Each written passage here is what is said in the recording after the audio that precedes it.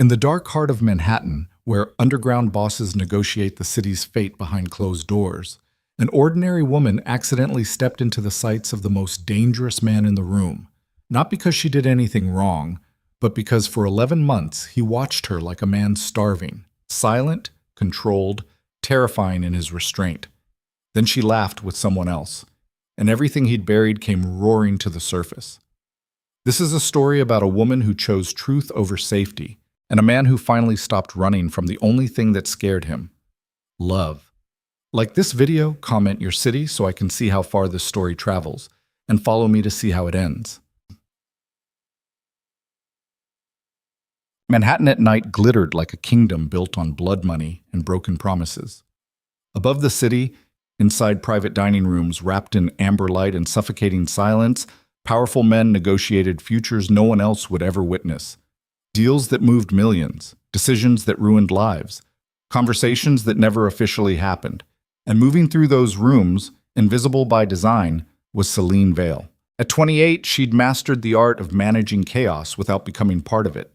She could read tension in the way men shifted their weight before voices rose, could predict disaster in the micro-expression that crossed a face 3 seconds before a glass shattered, could orchestrate luxury events so flawlessly that attendees forgot she existed the moment dessert plates were cleared, that invisibility was survival. In her world, being noticed meant being vulnerable. Being vulnerable meant being replaceable. And Selene Vale had clawed her way up from coordinating hotel banquets in Queens to managing private events for people whose names never appeared in Forbes, but whose influence shaped the city anyway. She was good at her job because she understood one fundamental truth. Powerful people didn't want competence. They wanted control. And the fastest way to give them control was to anticipate their needs before they articulated them, solve their problems before they noticed them, and disappear the second they no longer required a solution. So that's what Selene did. She anticipated, solved, disappeared, until the night Jae-hyun So walked into one of her events and made disappearing impossible. It happened on a Tuesday in February during a private gathering at the Meridian Club, one of those old-money Manhattan establishments where memberships passed through generations and the waitstaff had been there longer than most of the members. Selene was coordinating a dinner for 18 guests, all men, all speaking in low tones that suggested the conversation mattered more than the food. She was adjusting the lighting near the bar when the room changed. Not loudly, not obviously. But the air shifted like a storm rolling into warm weather. Men stepped aside without being asked. Conversation softened mid-sentence. Even the security staff, 2 ex-military contractors she'd worked with before, straightened unconsciously, eyes tracking movement near the entrance. Selene turned and saw him. Jae-hyun Seo moved through the room with the kind of composure that made people nervous without understanding why. Tall, lean, dressed entirely in black, tailored pants, fitted shirt open at the collar, no tie. His dark hair was pushed back carelessly, and tattoos coiled up his neck and disappeared beneath the fabric, like warnings written in a language most people couldn't read. He wasn't the loudest man in the room. He was the most dangerous. Selene could see it in the way people reacted to him, the slight hesitation before they approached, the careful neutrality in their greetings, the way they positioned themselves at angles that kept him in their peripheral vision.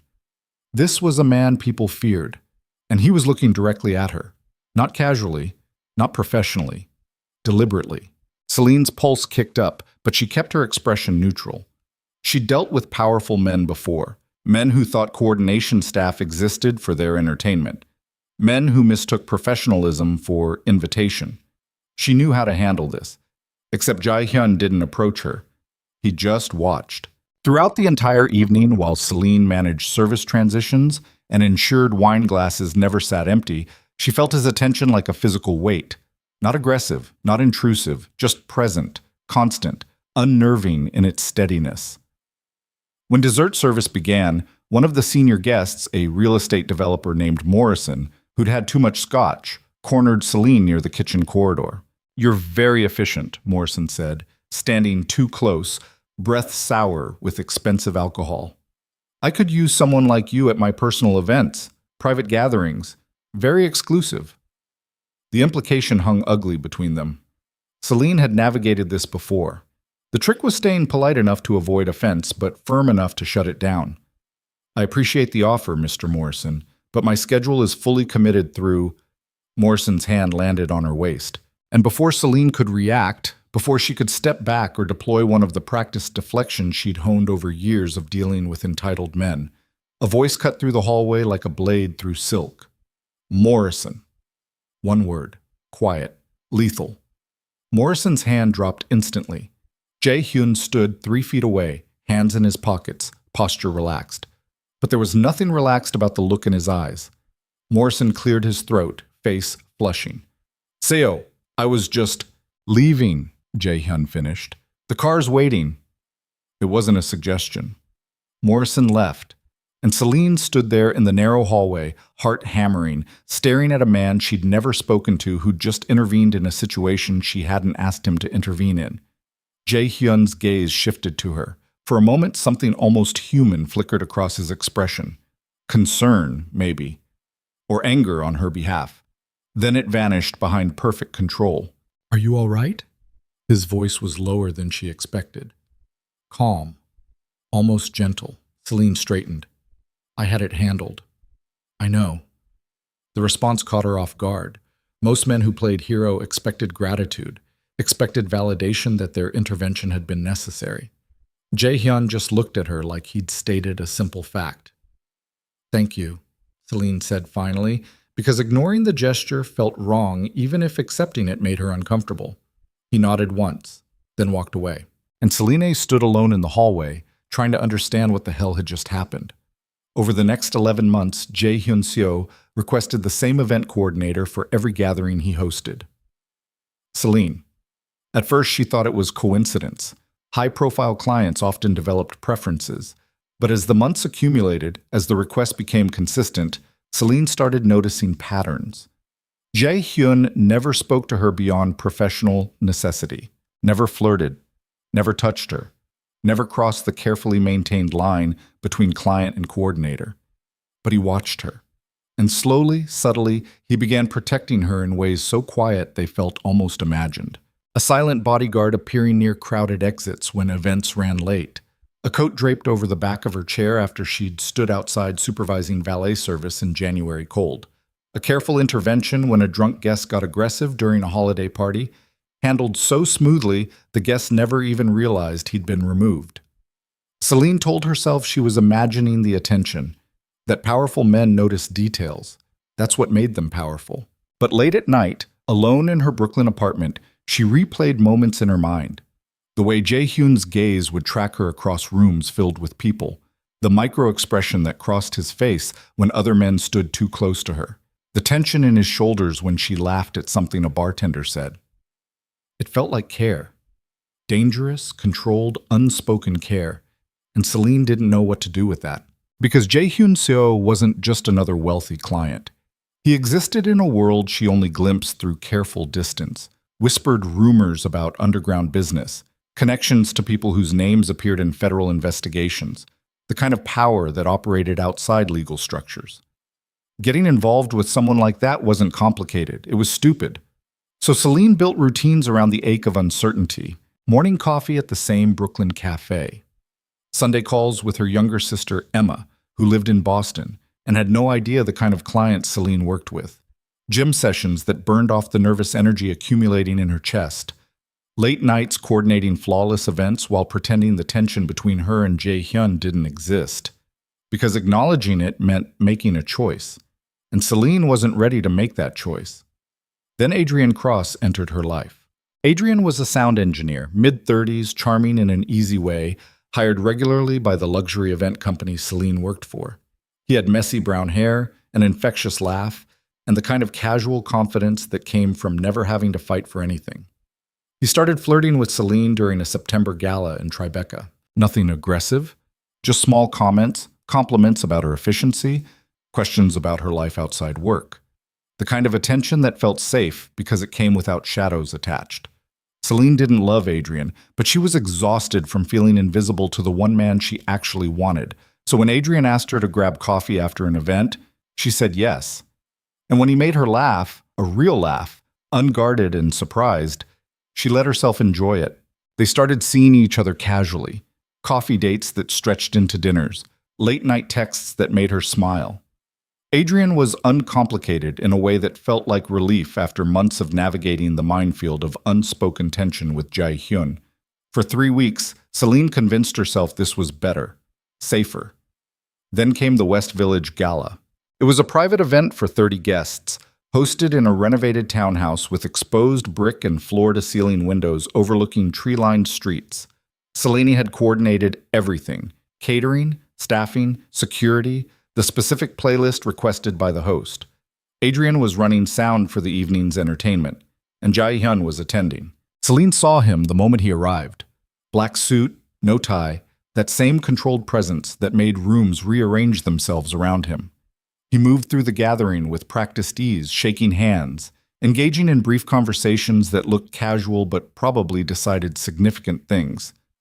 She tried to focus on work, but her awareness of him was constant, magnetic, exhausting. Halfway through the evening, during cocktail hour, Adrian appeared beside her near the bar. "You look stressed," he said, grinning, which means everything's going perfectly. Selene smiled despite herself. "That's usually how it works. Take a breath. You've got this." He said it lightly, casually, the way someone does when they don't understand that perfection isn't luck. It's control maintained through relentless attention. But it was kind. And Selene was tired of being the only person holding everything together. So when Adrian made a joke about the pretentious wine selection, she laughed. A real laugh, unguarded. The kind that came from genuine amusement instead of professional politeness. Across the room, Jae-hyun froze. Selene felt it before she saw it. The sudden shift in atmospheric pressure, like lightning about to strike. She turned and met his eyes. For the first time in 11 months, the perfect mask slipped. Jae-hyun's expression went dark with something raw and possessive, something restrained so violently it became more dangerous than anger itself. His jaw tightened, his hands curled into fists at his sides before deliberately relaxing. The look lasted maybe 3 seconds. Then he turned away, rejoining a conversation with 2 men Selene vaguely recognized from previous events. But the damage was done, because Selene finally understood. Every glance, every silent intervention, every carefully maintained distance, all of it had been real. And once she knew that truth, she couldn't unknow it. The rest of the evening passed in a blur of professional competence and internal chaos. Selene managed service transitions, coordinated entertainment timing, ensured guests never noticed the small disasters she prevented behind the scenes, but she felt Jae-hyun's presence like a burn across her skin. At 10:30, when most guests had transitioned from dinner to lounging in the townhouse's upstairs library, Selene slipped into the narrow hallway beside the kitchen to check on catering staff. The space was tight, barely wide enough for 2 people to pass comfortably. Industrial shelving lined one wall, stocked with extra glassware and linens. The lighting was harsh fluorescent, completely different from the warm ambiance in the main gathering spaces. Selene was reviewing the dessert service timeline on her phone when footsteps approached. She looked up. Jae-hyun stood at the hallway entrance, blocking the only exit. For a moment, neither of them spoke. The sounds of the party filtered through, distant laughter, music, the soft clink of glasses. But here, in this narrow service corridor, the air felt heavy, dangerous. "You laughed with him." Jae-hyun's voice was low, controlled, but the words carried weight that had nothing to do with volume. Selene's pulse kicked up. "I'm allowed to laugh." "I know." "Then what's the problem?" Jae-hyun stepped closer, not threateningly, just close enough that she could see the tension in his shoulders, the rigid control in the way he held himself. "The problem," he said quietly, "is that I've spent 11 months trying not to want you, and watching you laugh with someone else just made that impossible." The confession landed like a physical blow. Selene stared at him, heart hammering, every careful defense she'd built suddenly useless. "You never said anything," she managed. "I couldn't." "Why not?" Jae-hyun's jaw tightened. For a moment, something raw crossed his expression. Frustration, maybe, or fear. "Because wanting you is selfish," he said, "and acting on it is dangerous." "For who?" "For you." The words hung between them, honest and brutal. Selene should have left, Should have stepped around him, returned to the party, maintained the professional distance that had kept her safe for 11 months. Instead, she stayed. What if I get to decide that for myself? Jaehyun looked at her like she'd just suggested something impossible. You don't understand what you'd be choosing. Then explain it to me. Selene, stop protecting me from decisions I haven't made yet, she interrupted, surprised by the steadiness in her own voice. You've been watching me for almost a year. I've been watching you too. So either tell me the truth or stop looking at me like this matters. For a long moment, Jaehyun said nothing. Then he exhaled, slow, controlled, like a man finally surrendering something he'd held too tightly for too long. It matters, he said quietly. It's mattered since the first time I saw you manage a crisis without breaking. Since I watched you handle men twice your size with nothing but composure and intelligence. Since I realized you were the only person in any room I've been in who didn't want anything from me except competence. Selene's breath caught. I come from a world you've only seen edges of, Jaehyun continued. The kind of world where caring about someone openly makes them a target. Where proximity to me means proximity to violence you shouldn't have to understand. I kept my distance because I thought that was protecting you. He paused, something almost vulnerable flickering across his expression. But watching you with him tonight made me realize distance wasn't protecting anyone. It was just making both of us alone. The honesty in his voice cracked something open inside Selene's chest. She'd spent months trying to convince herself this tension was one-sided. That she'd imagined the weight of his attention, that powerful men noticed details and she was reading meaning into professional observation. But this was real. Complicated, dangerous, probably stupid, but real. I don't need protection, Selene said quietly. I need honesty. Then here's the truth. Jaehyun's gaze held hers, unflinching. I want you in ways that scare me. Not because you're fragile, you're not, but because wanting someone gives them power. And I've spent my entire adult life making sure no one has power over me. And now? Now I'm standing in a hallway during a party I'm supposed to be attending, telling a woman I barely know that she's ruined my ability to pretend this doesn't matter. Selene stepped closer, close enough to feel the heat radiating off him, close enough to see the tension in his jaw, the way his hands remained carefully at his sides, even though everything about his posture suggested he wanted to reach for her. What happens now? She asked. Jaehyun's expression shifted, something dark and hungry flickering beneath the control. That depends on what you want. Selene knew this was the moment, the choice that would define everything after. She could step back, return to the party, continue coordinating his events with professional distance and unspoken tension, keep herself safe inside the life she'd carefully constructed. Or she could step forward, into honesty, into risk, into whatever complicated, dangerous thing existed between them. I want... Selene? Adrian's voice cut through the hallway, bright and oblivious. He appeared at the corridor entrance, smiling until he registered the scene. Selene and Jaehyun standing close, tension crackling between them like live wire. The smile faltered. Sorry, didn't mean to interrupt. Just wanted to let you know we're wrapping sound in 15th San. Thanks, Selene managed, voice steadier than she felt. I'll be there in a minute. Adrian hesitated, gaze shifting between her and Jaehyun. Then he nodded and disappeared back toward the party. Silence filled the hallway. Jaehyun stepped back, that careful control slamming into place like armor. You should go, he said quietly. Jaehyun, this was a mistake. His voice went flat, emotionless. Forget I said anything. I'm not going to do that. Then forget I'm someone worth risking anything for. He turned and walked away before Selene could respond. And she stood alone in the narrow hallway, heart racing, every certainty she'd had about her carefully controlled life now shattered beyond recognition, because Jaehyun Seo had finally told her the truth. And Selene Vale had no idea what to do with it. Selene didn't sleep that night. She lay in her Brooklyn apartment staring at the ceiling, replaying the hallway conversation until the words lost meaning and became just sound. Jaehyun's voice saying, I want you in ways that scare me. The look on his face when Adrian interrupted. The way he'd shut down completely, rebuilt every wall in seconds, and walked away like the confession had never happened. Forget I'm someone worth risking anything for. At 4 in the morning, she gave up on sleep and made coffee. Sat at her kitchen table watching the city wake up through her window. Tried to convince herself that going back to professional distance was possible. It wasn't, because now she knew the truth. And once you knew someone wanted you, really wanted you, in the raw, honest way that scared them, you couldn't pretend the wanting didn't exist. Her phone buzzed at 7:30. A text from Adrian. "Hey, you okay?" Seemed tense last night. Selene stared at the message for a long time before responding. "I'm fine.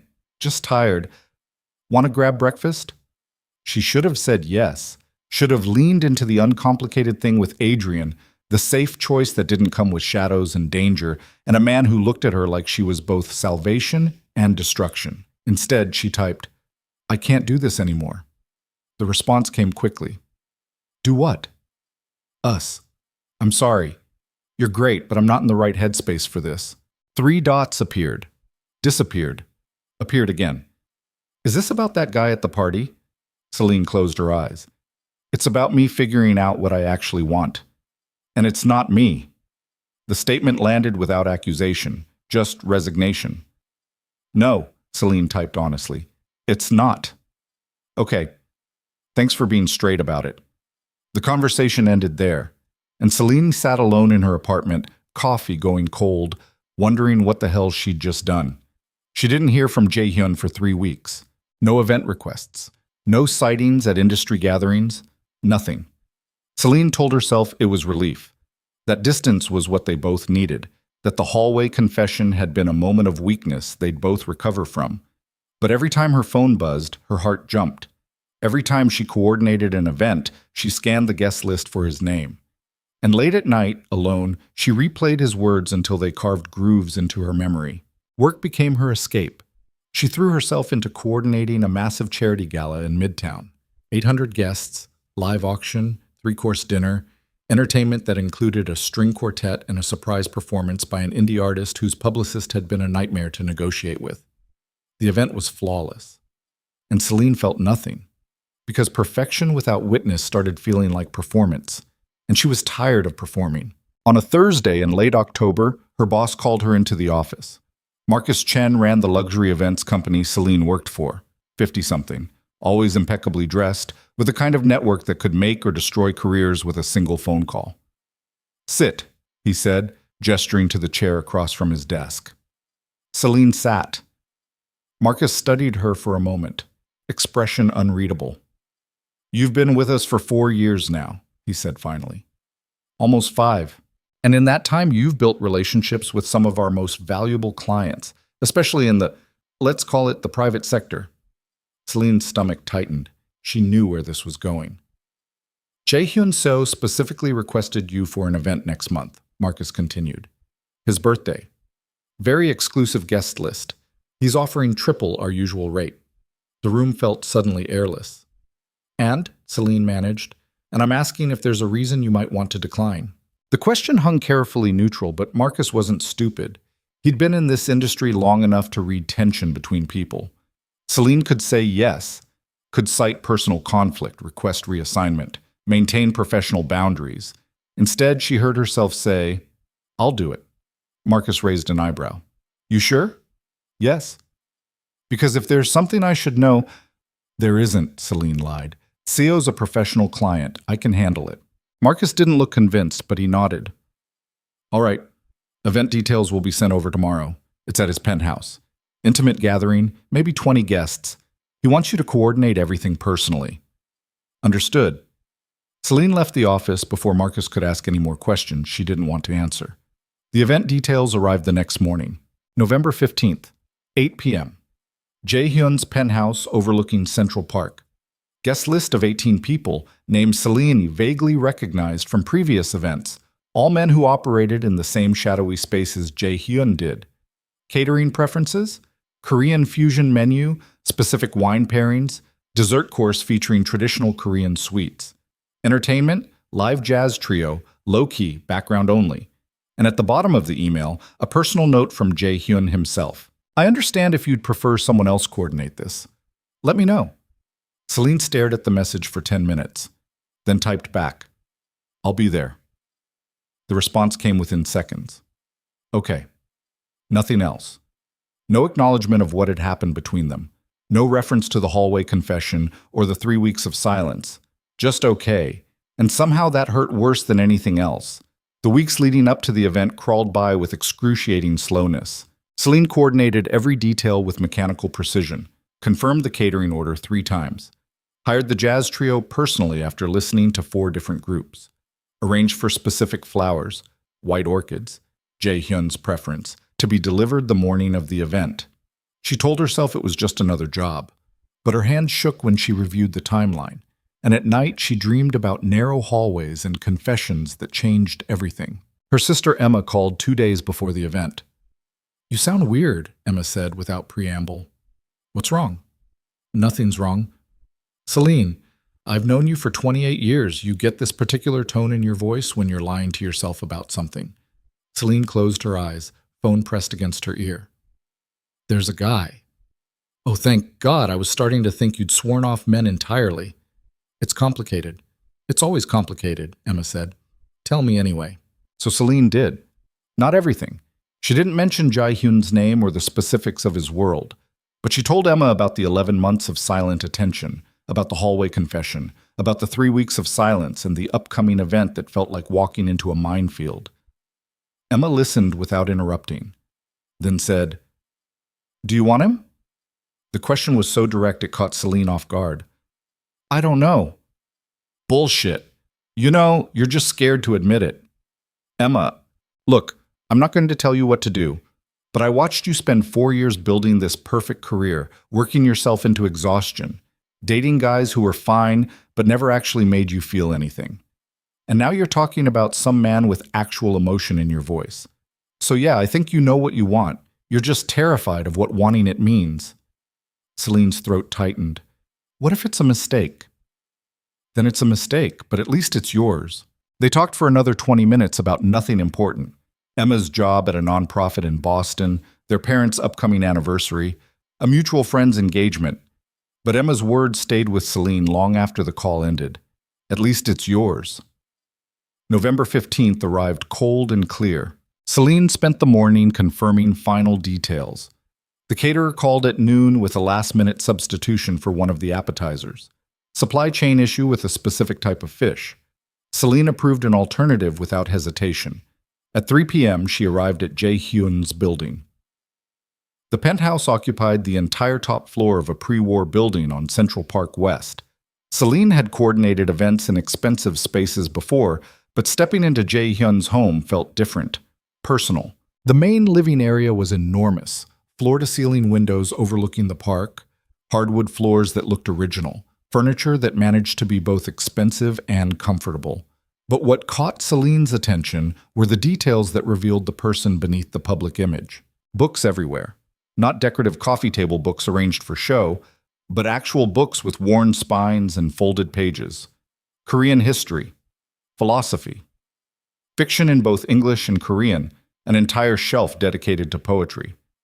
A record player in the corner with stacks of vinyl, jazz, classical, some Korean artists Selene didn't recognize. Framed photographs on a side table. Jae-hyun with an older woman who had his eyes, his mother probably. A group shot of young men in their 20s, arms around each other, smiling with the kind of ease that came before life got complicated. This wasn't a showroom. This was a home. And somehow that terrified Selene more than the bodyguards or the whispered rumors or the danger she only partially understood, because it meant there was a real person beneath the armor. Someone who read poetry and listened to jazz and kept photographs of people he cared about where he could see them every day. "Ms. Vale." Selene turned. A man in his 40s stood in the doorway, Korean, built like someone who'd spent years in physical work, wearing a suit that fit too well to be off the rack. "I'm Min," he said, "head of Mr. Seo's security. He asked me to show you the kitchen and service areas." "Thank you." Min led her through the penthouse, pointing out the industrial kitchen where catering would set up, the service elevator staff should use, the guest bathroom, the coat closet. Professional. Efficient. Completely neutral. But Selene caught him watching her with the kind of assessment that suggested he knew exactly who she was and what she meant to his employer. The caterers arrived at 5. The jazz trio at 6:30. By 7:45, everything was perfect. Ambient lighting set to create warmth without harshness. Music playing low enough to encourage conversation. Appetizers arranged on minimalist serving platters. Wine breathing at the right temperature. Selene stood near the kitchen, reviewing her checklist one final time when footsteps approached. She looked up, and her breath caught. Jae-hyun stood in the hallway, dressed in black pants and a charcoal shirt with the sleeves rolled to his elbows, exposing the tattoos that wound up his forearms. His hair was still damp from a recent shower. He looked tired, shadows under his eyes suggesting sleep had been as elusive for him as it had been for Selene. For a moment, neither of them spoke. Then Jae-hyun said quietly, "Thank you for coming. It's my job. Is that the only reason you're here?" The question landed with surgical precision. Selene could have deflected, could have maintained professional distance, kept the conversation safely neutral. Instead, she met his eyes. "No." Something shifted in Jae-hyun's expression. Relief, maybe, or fear. "Selene." The doorbell rang. Jae-hyun's jaw tightened. For a second, frustration flickered across his face. Then the mask slammed back into place. "We'll talk later," he said. It wasn't a question. Selene nodded, and Jae-hyun walked away to greet his guests. The evening unfolded with the kind of controlled chaos Selene had orchestrated 100 times before. Guests arrived in clusters. Min and 2 other security personnel managed entry with practiced efficiency. Selene coordinated service timing, ensured wine glasses stayed filled, handled a minor crisis when one of the appetizer platters slipped and had to be quickly replaced. But beneath the professional competence, she was hyper-aware of Jae-hyun, the way he moved through the room, greeting guests with careful warmth, the way men deferred to him without him having to demand it, the quiet authority in his posture that suggested he could command violence without ever raising his voice, and the way his gaze kept finding her, not constantly, not obviously, but enough that Selene felt it like heat across her skin. Around 9:30, disaster struck. One of the catering staff, a young woman, maybe 22, new to the company, was carrying a tray of champagne glasses through the main living area when she stumbled. The tray tilted. 8 crystal flutes shattered across the hardwood floor in an explosion of glass and expensive alcohol. The room went silent. The young woman froze, face draining of color. In circles like this, mistakes weren't just embarrassing, they were career-ending. Selene moved immediately, crossing the room with calm efficiency. "It's fine," she said quietly to the trembling catering staffer. "Go to the kitchen. I'll handle this." Then she knelt and started picking up the larger pieces of broken glass, careful to avoid the sharp edges. And Jae-hyun stunned everyone in the room by kneeling beside her. Conversation stopped completely, because men like Jae-hyun Seo didn't kneel, didn't clean up messes, didn't participate in the kind of service work that existed beneath their station. But here he was, picking up shattered glass alongside his event coordinator like it was the most natural thing in the world. Min appeared with a broom and dustpan within seconds. "Sir, we'll handle this." "It's fine," Jae-hyun said quietly, not looking up. He handed Selene a cloth napkin for the champagne soaking into the floor. Their fingers brushed, and Selene felt the contact like an electric shock. Around them, guests had resumed conversation, but the energy in the room had shifted. People were watching now, noticing, because this wasn't professional courtesy. This was intimacy. Once the glass was cleared and the floor cleaned, Jae-hyun stood and offered Selene his hand. She took it, let him pull her to her feet, and for just a second, standing close enough to feel the warmth radiating off him, Selene saw something raw and unguarded in his expression. Then it vanished. Jae-hyun released her hand and returned to his guests, but the damage was done, because everyone in that room had just witnessed their employer, a man known for ruthless control, show care for someone who was supposed to be invisible. The rest of the evening passed in a blur. Selene managed dessert service, coordinated the jazz trio's final set, began overseeing breakdown and cleanup as guests started leaving around 11. By midnight, the penthouse was empty, except for Selene, the catering staff finishing final cleanup, and Min conducting a security sweep. Selene was reviewing the invoice in the kitchen when Jae-hyun appeared in the doorway. "Can we talk?" His voice was quiet, careful. Selene's pulse kicked up, but she kept her expression neutral. "The staff needs another 20 minutes. "Min will handle it, please." The please landed with unexpected weight. Selene set down the invoice and followed Jae-hyun through the penthouse to a room she hadn't seen during the initial walkthrough, his study. It was smaller than the main living area, lined with bookshelves and dominated by a massive desk that looked antique. Floor-to-ceiling windows offered a view of Central Park lit up against the night sky. Jae-hyun closed the door behind them, and suddenly the space felt very small. "You didn't have to do that," Selene said, breaking the silence, cleaning up the glass. "I know." "Your guests noticed." "I know," Jae-hyun repeated, then added quietly, "I didn't care." Celine's breath caught. Jae-hyun crossed to the window, hands in his pockets, shoulders tense. For a long moment, he just stared out at the city. Then he spoke without turning around.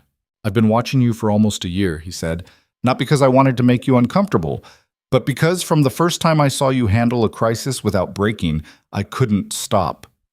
He paused. "You want to know the truth about me? About why I kept my distance?" "Yes." Jae-hyun finally turned to face her, and Selene saw exhaustion in his expression. Resignation.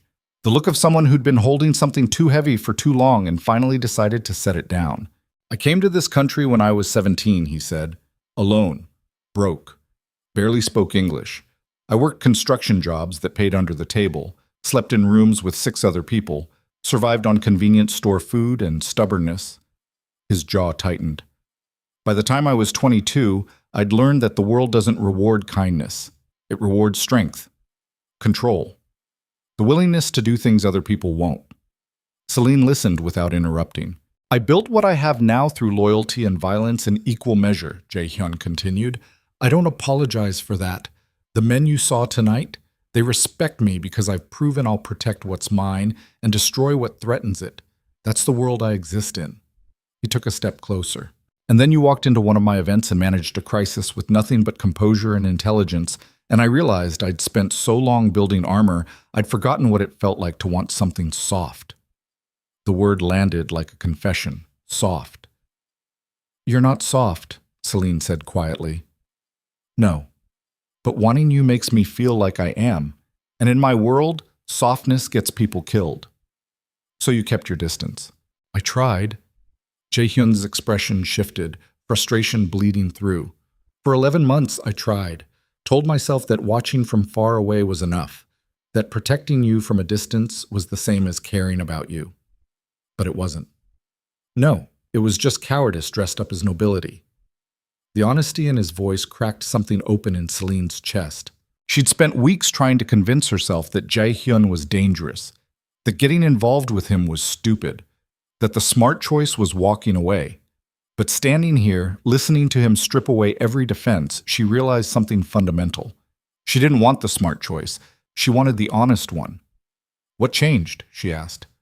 3 weeks ago you walked away, told me to forget you said anything, and now I'm done pretending distance protects anyone," Jae-hyun interrupted. "Seeing you with him at that party destroyed the illusion that staying away from you was keeping you safe. All it was doing was making both of us alone." He stepped closer. Close enough that Selene could see the tension in his jaw, the careful control in the way he held himself. "So here's the truth," Jae-hyun said quietly. "I want you, not as a transaction, not as something I own, but as someone I choose every day, knowing full well that choice makes me vulnerable in ways I've spent my entire adult life avoiding." Celine's heart hammered against her ribs. "And if I don't want that?" she asked, testing. "Then I'll handle it like an adult and we'll go back to professional distance." "Just like that?" "No, not just like that. It'll be miserable and I'll probably resent every man who gets close to you for the rest of my life. But I'll respect your choice." The answer was so honest, it hurt.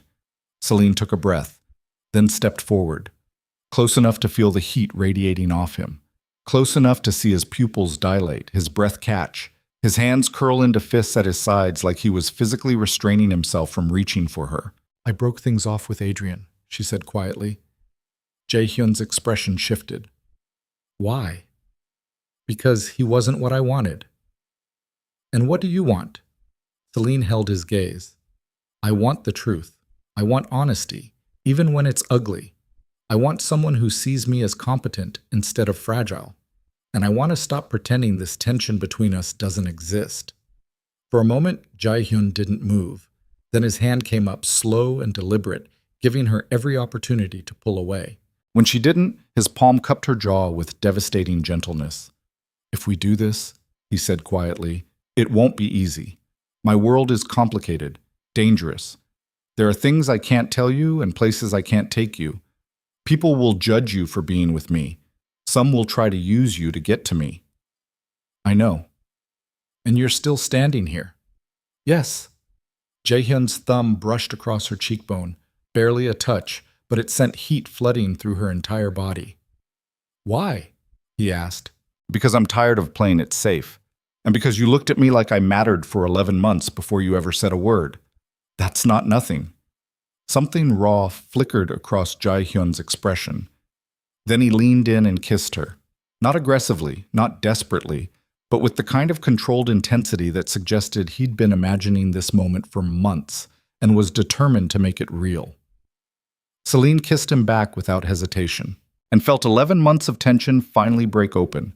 When they pulled apart, both breathing hard, Jae-hyun rested his forehead against hers. "This changes everything," he said quietly. "I know. There's no going back from here." Celine's hand came up, fingers curling into the fabric of his shirt. "Good." And in that moment, standing in Jae-hyun's study with the city glittering beyond the windows and her heart hammering in her chest, Selene made a choice she couldn't unmake. She chose risk over safety, honesty over distance, him over everything else. Whatever came next, there was no turning back. Their first real date happened 3 days later in a hidden Italian restaurant in the West Village that didn't have a sign and required a password to enter. Selene had expected something expensive and flashy, the kind of place powerful men took women to impress them. What she got instead was a cramped basement space with exposed brick walls, mismatched chairs, and a menu handwritten in Italian that changed daily based on whatever the chef felt like making. Jae-hyun knew the owner, an elderly woman named Rosa who kissed both his cheeks and called him ragazzo while swatting his arm affectionately. She seated them at a corner table partially hidden behind a wine rack, brought them wine without asking what they wanted, and disappeared into the kitchen muttering in rapid Italian. "She doesn't like strangers," Jae-hyun said, watching Selene's expression. "The fact that she let you in means she's decided you're acceptable." "That's comforting." "It should be. Rosa's instincts are better than most security systems." The wine was incredible. The food even better. But what caught Selene off guard was how different Jae-hyun seemed without the armor of professional distance. He still carried tension in his shoulders. That probably never went away completely, but he smiled more easily, asked questions that suggested he actually wanted to know her answers, told stories about arriving in New York as a broke teenager with nothing but stubbornness and a willingness to work construction jobs that paid under the table. "I lived in a room with 6 other guys in Flushing," he said, tearing bread with his hands. "We rotated sleeping shifts because there weren't enough beds. I'd work 16-hour days, come back exhausted, and still couldn't sleep because someone was always snoring or arguing or cooking something that smelled terrible." "How long did that last?" 2 years. Then I got smart." "Smart how?" Jae-hyun's expression shifted, something harder sliding beneath the surface. "I realized the world doesn't reward hard work. It rewards leverage. So I started paying attention to who had power and how they used it. Started making myself useful to people who could open doors. Learned that loyalty and violence were currencies more valuable than money." The honesty in his voice was brutal. "You're not going to romanticize it," Selene observed. "No. Because it wasn't romantic, it was survival. I did things I'm not proud of, hurt people who probably didn't deserve it, made choices that seemed necessary at the time and still keep me awake some nights." He met her eyes directly. "I need you to understand that about me. I'm not a good man trying to overcome a rough past. I'm someone who learned early that power protects you and weakness destroys you, and I've built my entire life around that principle. Most people would have softened the truth, made themselves more palatable. Jae-hyun didn't. And somehow that made Selene want him more." "Why are you telling me this?" she asked quietly. "Because if we're doing this, you deserve to know what you're choosing. I won't lie to you about who I am, just to keep you around." Selene reached across the table, laced her fingers through his. "I'm not looking for a fairy tale. I'm looking for someone honest enough to tell me the truth, even when it's ugly. Jae-hyun's hand tightened around hers, and for the first time since she'd met him, Selene saw something vulnerable flash across his expression. Relief, maybe, or fear that this was real. They stayed at the restaurant until Rosa kicked them out at midnight, insisting they were keeping her from closing. Jae-hyun paid in cash, a thick stack of bills he handed over without counting. Rosa kissed his cheeks again and told Selene in heavily accented English that she'd better take care of her boy, or Rosa would hunt her down personally. Outside, the November air was cold enough to sting. This ceci. Jae-hyun shrugged out of his jacket and draped it over Selene's shoulders without asking if she needed it. The gesture was so automatic it felt like instinct. They walked through the West Village without destination, just moving through quiet streets while the city settled into its late-night rhythm. "Tell me something you've never told anyone," Jae-hyun said suddenly. Selene glanced at him. "Why?" "Because I want to know you, not the professional version, the real one." She considered deflecting, then decided honesty deserved honesty. "I'm terrified of becoming invisible," she said quietly. "Of spending my entire life being competent and useful and completely forgettable. I chose event coordination because I was good at it, but somewhere along the way, I realized I'd built a career around making other people's moments memorable while having none of my own." Jae-hyun listened without interrupting. "And the worst part," Selene continued, "is that I'm comfortable with it. I know how to be invisible, how to anticipate needs and solve problems and disappear the second I'm no longer necessary. It's safe, but it's also slowly erasing me." She stopped walking, turned to face him. "You asked me once why I stayed when you told me the truth about wanting me. That's why. Because you looked at me for 11 months like I was the only person in the room who mattered, and I'd spent so long being invisible that someone finally seeing me felt like oxygen." Jae-hyun's expression went very still. Then he stepped closer, cupped her face with both hands, and kissed her with an intensity that stole her breath. When they pulled apart, his forehead rested against hers. "You're not invisible," he said quietly. "Not to me, not ever." And Selene believed him. The next 6 weeks unfolded in a rhythm Selene had never experienced before. Jae-hyun was gone more than he was present. Entire days where he disappeared into whatever dangerous business he conducted, returning late at night with exhaustion carved into his features and tension radiating off him like heat. He never explained where he'd been, and Selene learned not to ask. But when he was present, he was completely there. No phone calls during dinner, no distracted half-attention, just focus that felt almost overwhelming in its intensity. They fell into patterns. Sunday mornings at Selene's apartment with coffee and books spread across her kitchen table. Jae-hyun reading Korean history while Selene worked through event proposals, their legs tangled together beneath the table in comfortable silence. Late-night conversations in his penthouse where he told her stories about Korea, the grandmother who raised him, the streets of Seoul he'd walked as a kid, the specific smell of street food he still craved on cold nights. Quiet moments where words weren't necessary. His hand on the small of her back while they walked through the city. Her fingers tracing the tattoos on his forearms while they watched movies neither of them paid attention to. The gradual merging of two people who'd spent most of their lives surviving alone. But tension followed them everywhere. The way men watched Jae-hyun in restaurants, assessing threat levels and escape routes. The bodyguards who appeared at careful distances whenever they went out. The phone calls at 3 a.m. that pulled him out of bed with apologies in his eyes and promises to explain later that never quite materialized. Selene told herself she could handle it, that loving someone complicated meant accepting the complications. But late at night, alone in her apartment, doubt crept in through the cracks. Because she didn't fully understand Jae-hyun's world, and what you didn't understand could destroy you. The breaking point came on a frozen January night. Selene was coordinating a charity gala in Midtown, black tie event for 300 guests, live auction, dinner service that required military precision to execute properly. She'd been on her feet for 12 hours, managing crises and ensuring everything ran flawlessly. Around 9 p.m. during the auction, her phone buzzed. A text from a number she didn't recognize. She almost ignored it, then saw the message preview. "You should ask Jae-hyun about the Rivers deal." Selene's stomach dropped. She stepped into a quiet hallway and opened the full message. "3 weeks ago, your boyfriend ordered a hit on Marcus Rivers. real estate developer who refused to sell property Jae-hyun wanted. Rivers is in critical condition at Mount Sinai. The police are investigating, but they won't find anything because Jae-hyun's good at making evidence disappear. Thought you should know who you're sleeping with. No signature, no additional context, just brutal information delivered like a knife to the ribs. Selene's hands shook. She knew Jae-hyun wasn't a good man. He'd told her that explicitly, had warned her his world was violent and complicated. But this was different. This was specific, real, the kind of violence that left people broken in hospital beds, and she'd been naive enough to think loving him kept her separate from it. She tried to focus on work, manage the rest of the evening on autopilot, coordinating final auction items, and overseeing breakdown with mechanical precision. But the message burned in her pocket like acid. At 11:30, she called Jae-hyun. He answered on the second ring. "Hey, how was the event?" "Fine."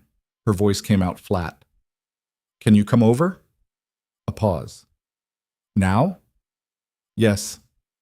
"Selene, what's wrong?" "Just come over, please." She heard him exhale. "I'll be there in 20 minutes." Selene hung up and stared at her phone, at the message that had just shattered every illusion she'd built about managing the complications of loving someone dangerous. Jae-hyun arrived in 18 minutes. Selene led him into her apartment without speaking, watched him take in her expression, the exhaustion, the fear, the anger simmering beneath carefully maintained control. "What happened?" he asked quietly. Selene handed him her phone, showed him the message. Jae-hyun read it without expression. Then his jaw tightened, eyes going cold in a way that made him look terrifyingly unfamiliar. "Who sent this?"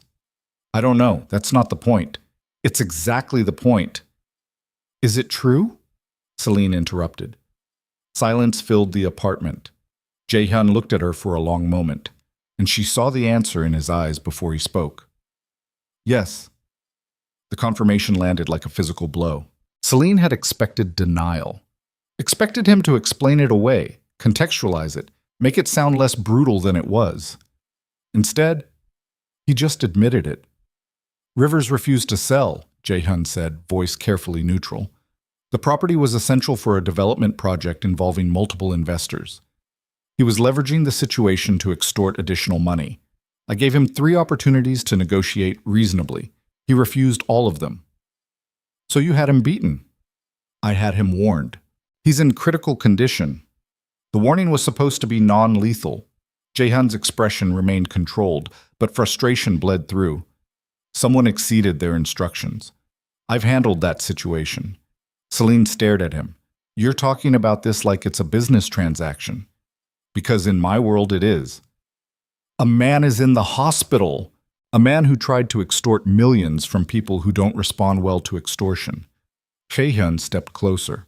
"I'm not defending it, but I'm not apologizing for it either. This is what I told you about. This is the world I exist in." "And you just expected me to accept that?" "I expected you to understand that power doesn't operate on morality. It operates on consequences." The coldness in his voice sent ice through Selene's veins. Because this wasn't the man who read poetry and listened to jazz. This wasn't the person who knelt beside her to clean up broken glass at his own birthday party. This was someone else entirely. Someone capable of ordering violence without hesitation. "Did you know this would happen when you kissed me?" Selene asked quietly. "When you told me you wanted me. I knew my world would eventually touch you in ways you wouldn't like." "That's not an answer." Jae-hyun's jaw tightened. "Yes, I knew. And I chose you anyway because I'm selfish enough to want something good, even if it means dragging it into darkness." The honesty was brutal. Selene felt tears burning behind her eyes, but she refused to let them fall. "Get out." "Selene, get out of my apartment." Jae-hyun didn't move. "We need to talk about this." "There's nothing to talk about. You just admitted you're selfish enough to pull me into your world knowing it would destroy me. That's not love, that's ownership." "It's not." "Get out." For a moment, Jae-hyun looked like he might argue. Then something shifted in his expression. Resignation, maybe. Or acceptance that he'd finally pushed too far. He walked to the door, stopped with his hand on the knob. "I won't apologize for protecting my interests," he said quietly, not turning around. but I'm sorry you got hurt in the process." Then he left. And Selene stood alone in her apartment, shaking with rage and grief, and the terrible understanding that she'd fallen in love with someone whose world would eventually consume her. She didn't sleep that night, just sat on her couch staring at nothing, replaying the conversation until the words lost meaning. "I'm selfish enough to want something good, even if it means dragging it into darkness." At 5 a.m., her phone rang. Unknown number again. Selene almost didn't answer, then something made her pick up. "Hello? Miss Vale." The voice was male, unfamiliar, carrying the kind of authority that came from years of demanding answers. "This is Detective James Cortez with the NYPD. I need to ask you some questions about Jae-hyun Seo." Selene's blood went cold. "I don't know what you're talking about." "I think you do. We have evidence linking Mr. Seo to multiple criminal enterprises, including the assault on Marcus Rivers. Your name appears in his calendar repeatedly over the past 3 months. Phone records show frequent communication between you. We'd like you to come in for questioning." "Am I under arrest?" "Not at this time, but cooperation would be in your best interest." Selene's mind raced. She could refuse, could call a lawyer, could protect herself and Jae-hyun both by staying silent, or she could walk away from this entire situation before it destroyed her completely. "I'll think about it," she said finally. "Don't think too long, Ms. Vale. People associated with Jae-hyun Seo have a tendency to disappear when investigations get serious. I'd hate for you to become a statistic."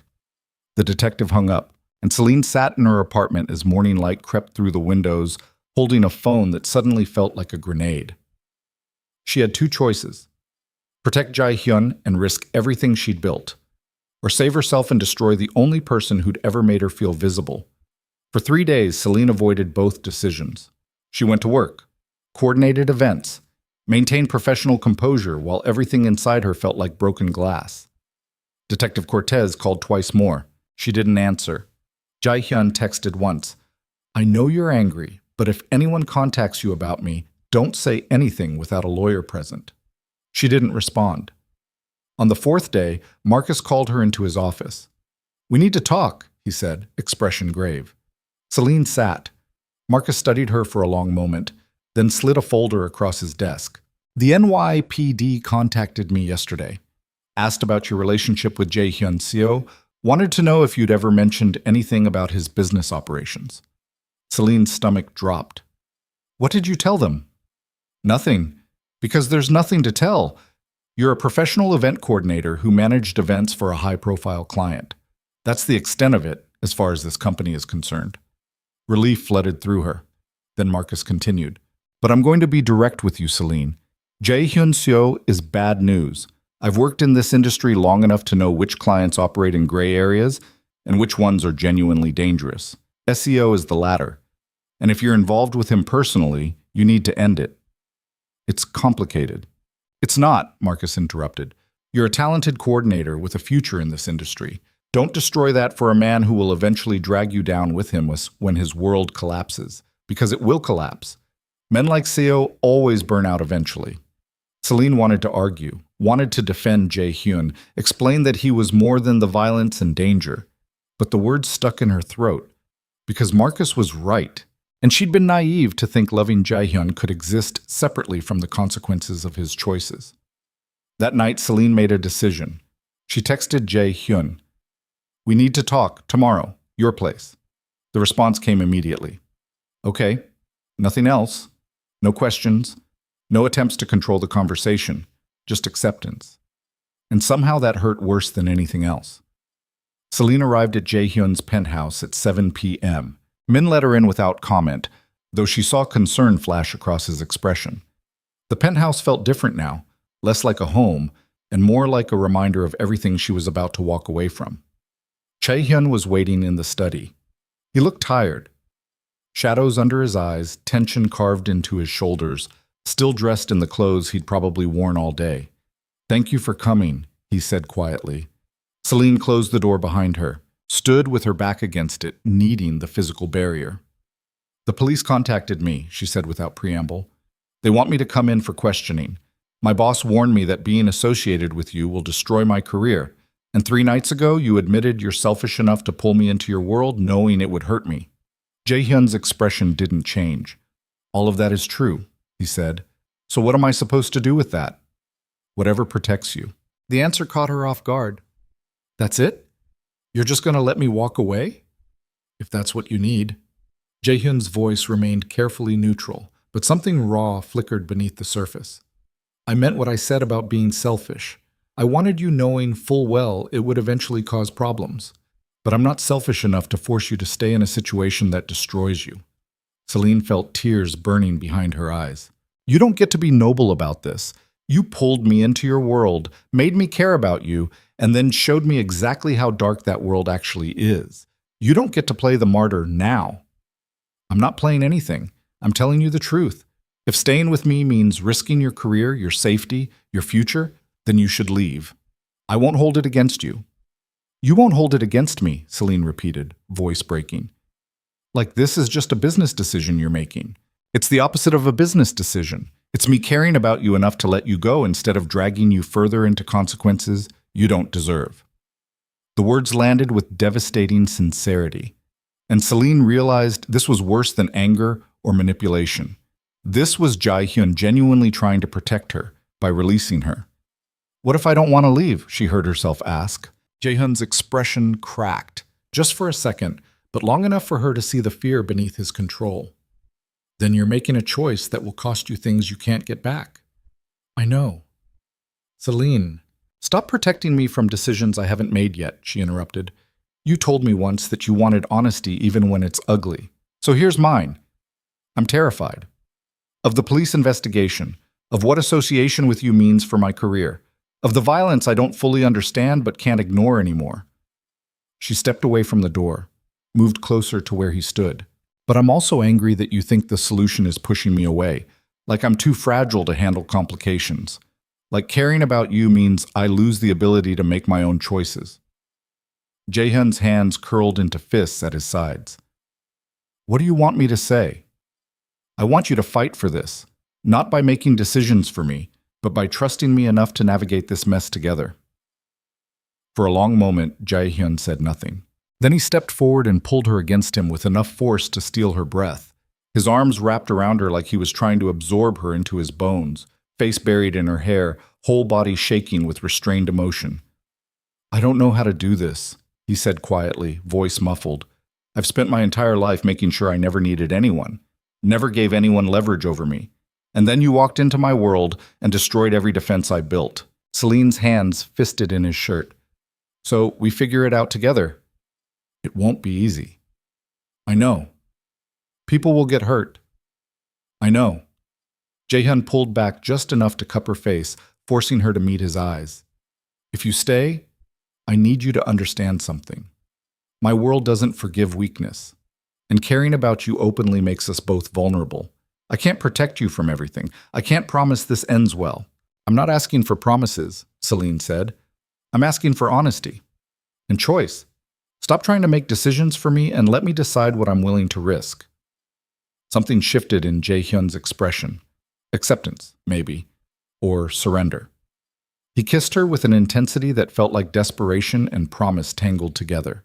And Selene kissed him back, choosing risk over safety, honesty over comfort, him over everything else. When they finally pulled apart, both breathing hard, Jae-hyun rested his forehead against hers.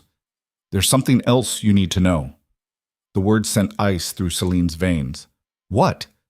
Jae-hyun pulled back, tension returning to his shoulders. The text you received about Rivers, the anonymous tip. That didn't come from the police or some concerned citizen. Then who? It came from someone inside my organization. Someone who wants to destabilize my position by destroying my personal relationships. Selene's breath caught. You have a mole. Yes. And whoever it is knows about you, knows you're important to me, which means staying with me doesn't just put you in danger from police investigations or career consequences. He met her eyes directly. It puts you in the crosshairs of someone actively trying to hurt me. The information landed like a grenade, and Selene realized the choice she'd thought she was making, risk versus safety, honesty versus distance, was actually much bigger. Because this wasn't just about whether she could handle Jae-hyun's complicated world. This was about whether she was willing to become a target in a war she didn't fully understand. "How bad is it?" she asked quietly. "Bad enough that I need to find them before they do something worse than sending anonymous texts." "And if you can't?" Jae-hyun's expression went cold in a way that reminded her exactly how dangerous he actually was. "Then I'll handle it the way I handle all threats. Permanently." The casual way he said it, like violence was just another problem requiring a solution, should have terrified her. Instead, it crystallized something Selene had been avoiding since the moment she'd stepped into his world. She couldn't love part of Jae-hyun and reject the rest, couldn't accept the gentleness and run from the brutality. He was both, and choosing him meant choosing all of it. "What do you need from me?" she asked. Jae-hyun studied her face, searching for something. "I need you to trust me. Even when things get ugly, even when you don't understand my decisions. Can you do that?" Selene thought about Detective Cortez's warning, about Marcus's advice, about the sensible, safe choice that would protect her career and keep her separate from consequences she didn't deserve. Then she thought about 11 months of silent attention, about a man who knelt beside her to clean broken glass, about honesty delivered without flinching even when it hurt. "Yes," she said, and meant it. Jae-hyun's expression cracked, relief flooding through before he locked it down again. "Then we do this together. But you follow my lead on security. No arguments. Okay? And if I tell you to disappear, you disappear. Immediately. No questions." "Jae-hyun, that's non-negotiable," he interrupted. "I can handle threats against me, but if someone uses you to get to me, I'll burn this entire city down. And I need to know you won't fight me on keeping you safe." The intensity in his voice made Selene's breath catch, because this wasn't control. This was fear. Raw, honest fear that something would happen to her because of him. "Okay," she said quietly. "I'll follow your lead." Jae-hyun pulled her close again, and they stood there in his study while the city glittered beyond the windows, holding on to each other like drowning people finding solid ground. Neither of them knew it yet, but in 48 hours, everything would shatter, and the person they trusted most would be the one holding the knife. 48 hours later, Selene's world detonated. It started with a phone call at 6 a.m., Min's voice tight with controlled panic, words clipped and precise in a way that made her pulse spike instantly. "Get dressed. I'm outside your building. We need to move now." Selene was already throwing on clothes, phone pressed between shoulder and ear. "What happened?" "Jae-hyun's been arrested. Federal charges. They hit 3 of his properties simultaneously an hour ago." The words punched the air from her lungs. "Where is he?" "Federal Detention Center in Manhattan. They're denying bail." "Selene, you need to come with me right now. If they took him, they're coming for everyone associated with him." "I haven't done anything." "That won't matter if they decide to leverage you for testimony. Get out of your apartment, now." Selene's hands shook as she grabbed her bag, shoved feet into boots, pulled on a coat over the wrinkled clothes she'd slept in. Her mind raced through fragmented thoughts. Jae-hyun in handcuffs, federal charges. The word testimony landing like a threat. She made it downstairs in 4 minutes. Min's car idled at the curb, black SUV with tinted windows, engine running. He leaned across and shoved the passenger door open before she even reached the vehicle. "In, now." Selene climbed in. Min pulled into traffic before her door fully closed, weaving through morning commuters with practiced aggression. "Tell me everything," Selene demanded. "RICO charges, racketeering, conspiracy, money laundering. They've been building a case for 18 months. Somebody flipped, gave them enough to get warrants for simultaneous raids across all of Jae-hyun's holdings." "Who flipped?" Min's jaw tightened. "We don't know yet. But whoever it was had deep access. Financial records, property details, communication logs. This wasn't some low-level associate selling information. This was someone close. The mole. The person who'd sent Selene that anonymous text about Marcus Rivers. They'd been building toward this the entire time. "Where are we going?" Selene asked. "Safe house in Queens." Jae-hyun's instructions were explicit. "If anything happens to him, I get you somewhere secure until we know how bad this is." "I'm not hiding." "You are exactly hiding," Min interrupted, voice sharp. Because if the feds can't get Jae-hyun to cooperate, they'll come after anyone who might have information. That includes you. I don't have information. Doesn't matter. They'll pressure you anyway. Threaten charges, offer immunity, make it clear your choices or testify or face conspiracy allegations yourself. And if you break, I won't. Min glanced at her, expression hard. Everyone breaks eventually. That's why we're getting you somewhere they can't find you. The safe house turned out to be a second-floor apartment above a Korean restaurant in Flushing. Bare walls, minimal furniture, the kind of space designed for temporary occupation during emergencies. Min swept the apartment with practiced efficiency, while Selene stood in the middle of the cramped living room, trying to process the fact that 24 hours ago she'd been in Jae-hyun's arms, and now he was in federal custody facing charges that could destroy him. You stay here, Min said, checking the locks on windows that faced a narrow alley. Don't leave. Don't contact anyone. I'll bring you updates when I have them. I want to see him. That's not possible right now. He's in federal detention, Min said flatly, turning to face her. No visitors except his lawyer, and even his lawyer is having trouble getting access because they're claiming he's a flight risk. Celine's chest tightened. How long? Could be days, could be weeks. Depends on how fast they push for arraignment. This is insane. They can, Min interrupted. And they did, which means someone gave them everything they needed to make this stick. He moved toward the door, then paused. Jae-hyun told me something 3 days ago. Said if anything happened to him, I should give you a message. Celine's throat constricted. What message? Min's expression softened, just barely, but enough to reveal actual emotion beneath the professional exterior. He said to tell you this wasn't your fault, and that he's sorry. Then Min left, and Selene stood alone in the safe house, shaking with rage and fear and the terrible understanding that loving Jae-hyun had finally delivered exactly the consequences everyone had warned her about.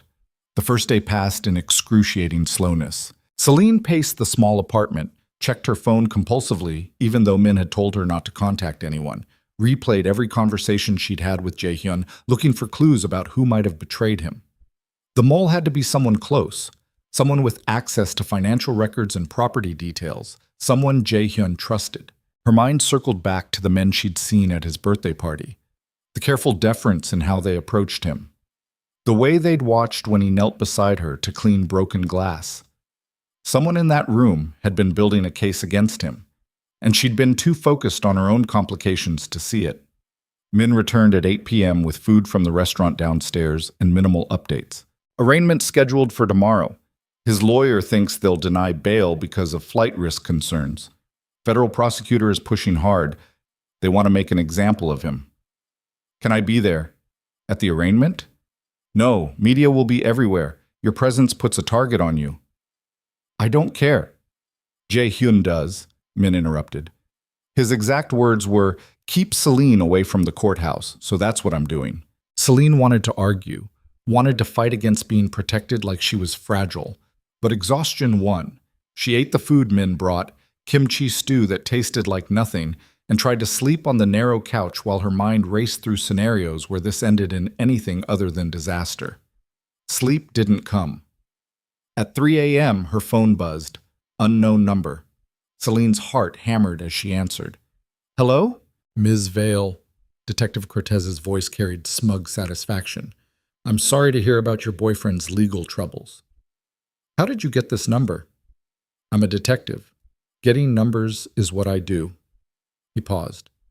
I'm calling because I want to help you. I doubt that. Hear me out. Jae-hyun Seo is going down. The evidence against him is overwhelming. But you're just someone who got caught up in his world. You don't have to go down with him. Celine's grip tightened on the phone. What do you want? Cooperation. Tell us what you know about his business operations. Financial transactions you witnessed, meetings you coordinated, names of people who attended his events. In exchange, we'll grant you immunity from any conspiracy charges. I don't know anything about his business. I think you know more than you realize. Event coordinators see things, hear conversations. You're smart, Ms. Vale.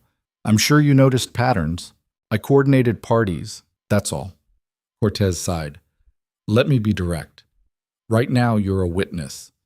But if we find evidence that you knowingly facilitated criminal activity, arranged meetings for illegal deals, coordinated events used for money laundering, you become a co-conspirator, and co-conspirators go to prison. Fear lanced through Selene's chest. I didn't facilitate anything illegal. Then prove it. Come in. Talk to us. Help us understand what you saw. Otherwise, we're forced to assume you were complicit. I need to think about it. Don't think too long. The window for cooperation closes fast. After that, you're just another defendant. Cortez hung up, and Selene sat in the dark safe house, shaking, understanding for the first time exactly how trapped she actually was. Because even if she hadn't done anything illegal, proving that required cooperation. And cooperation meant betraying Jae-hyun. The arraignment happened without her. Min returned that evening with updates delivered in clipped sentences that barely masked his fury. Bail denied. Federal prosecutor argued he's a flight risk with international connections. Judge agreed. He's being held pending trial. When's the trial? Could be months. They're still building their case.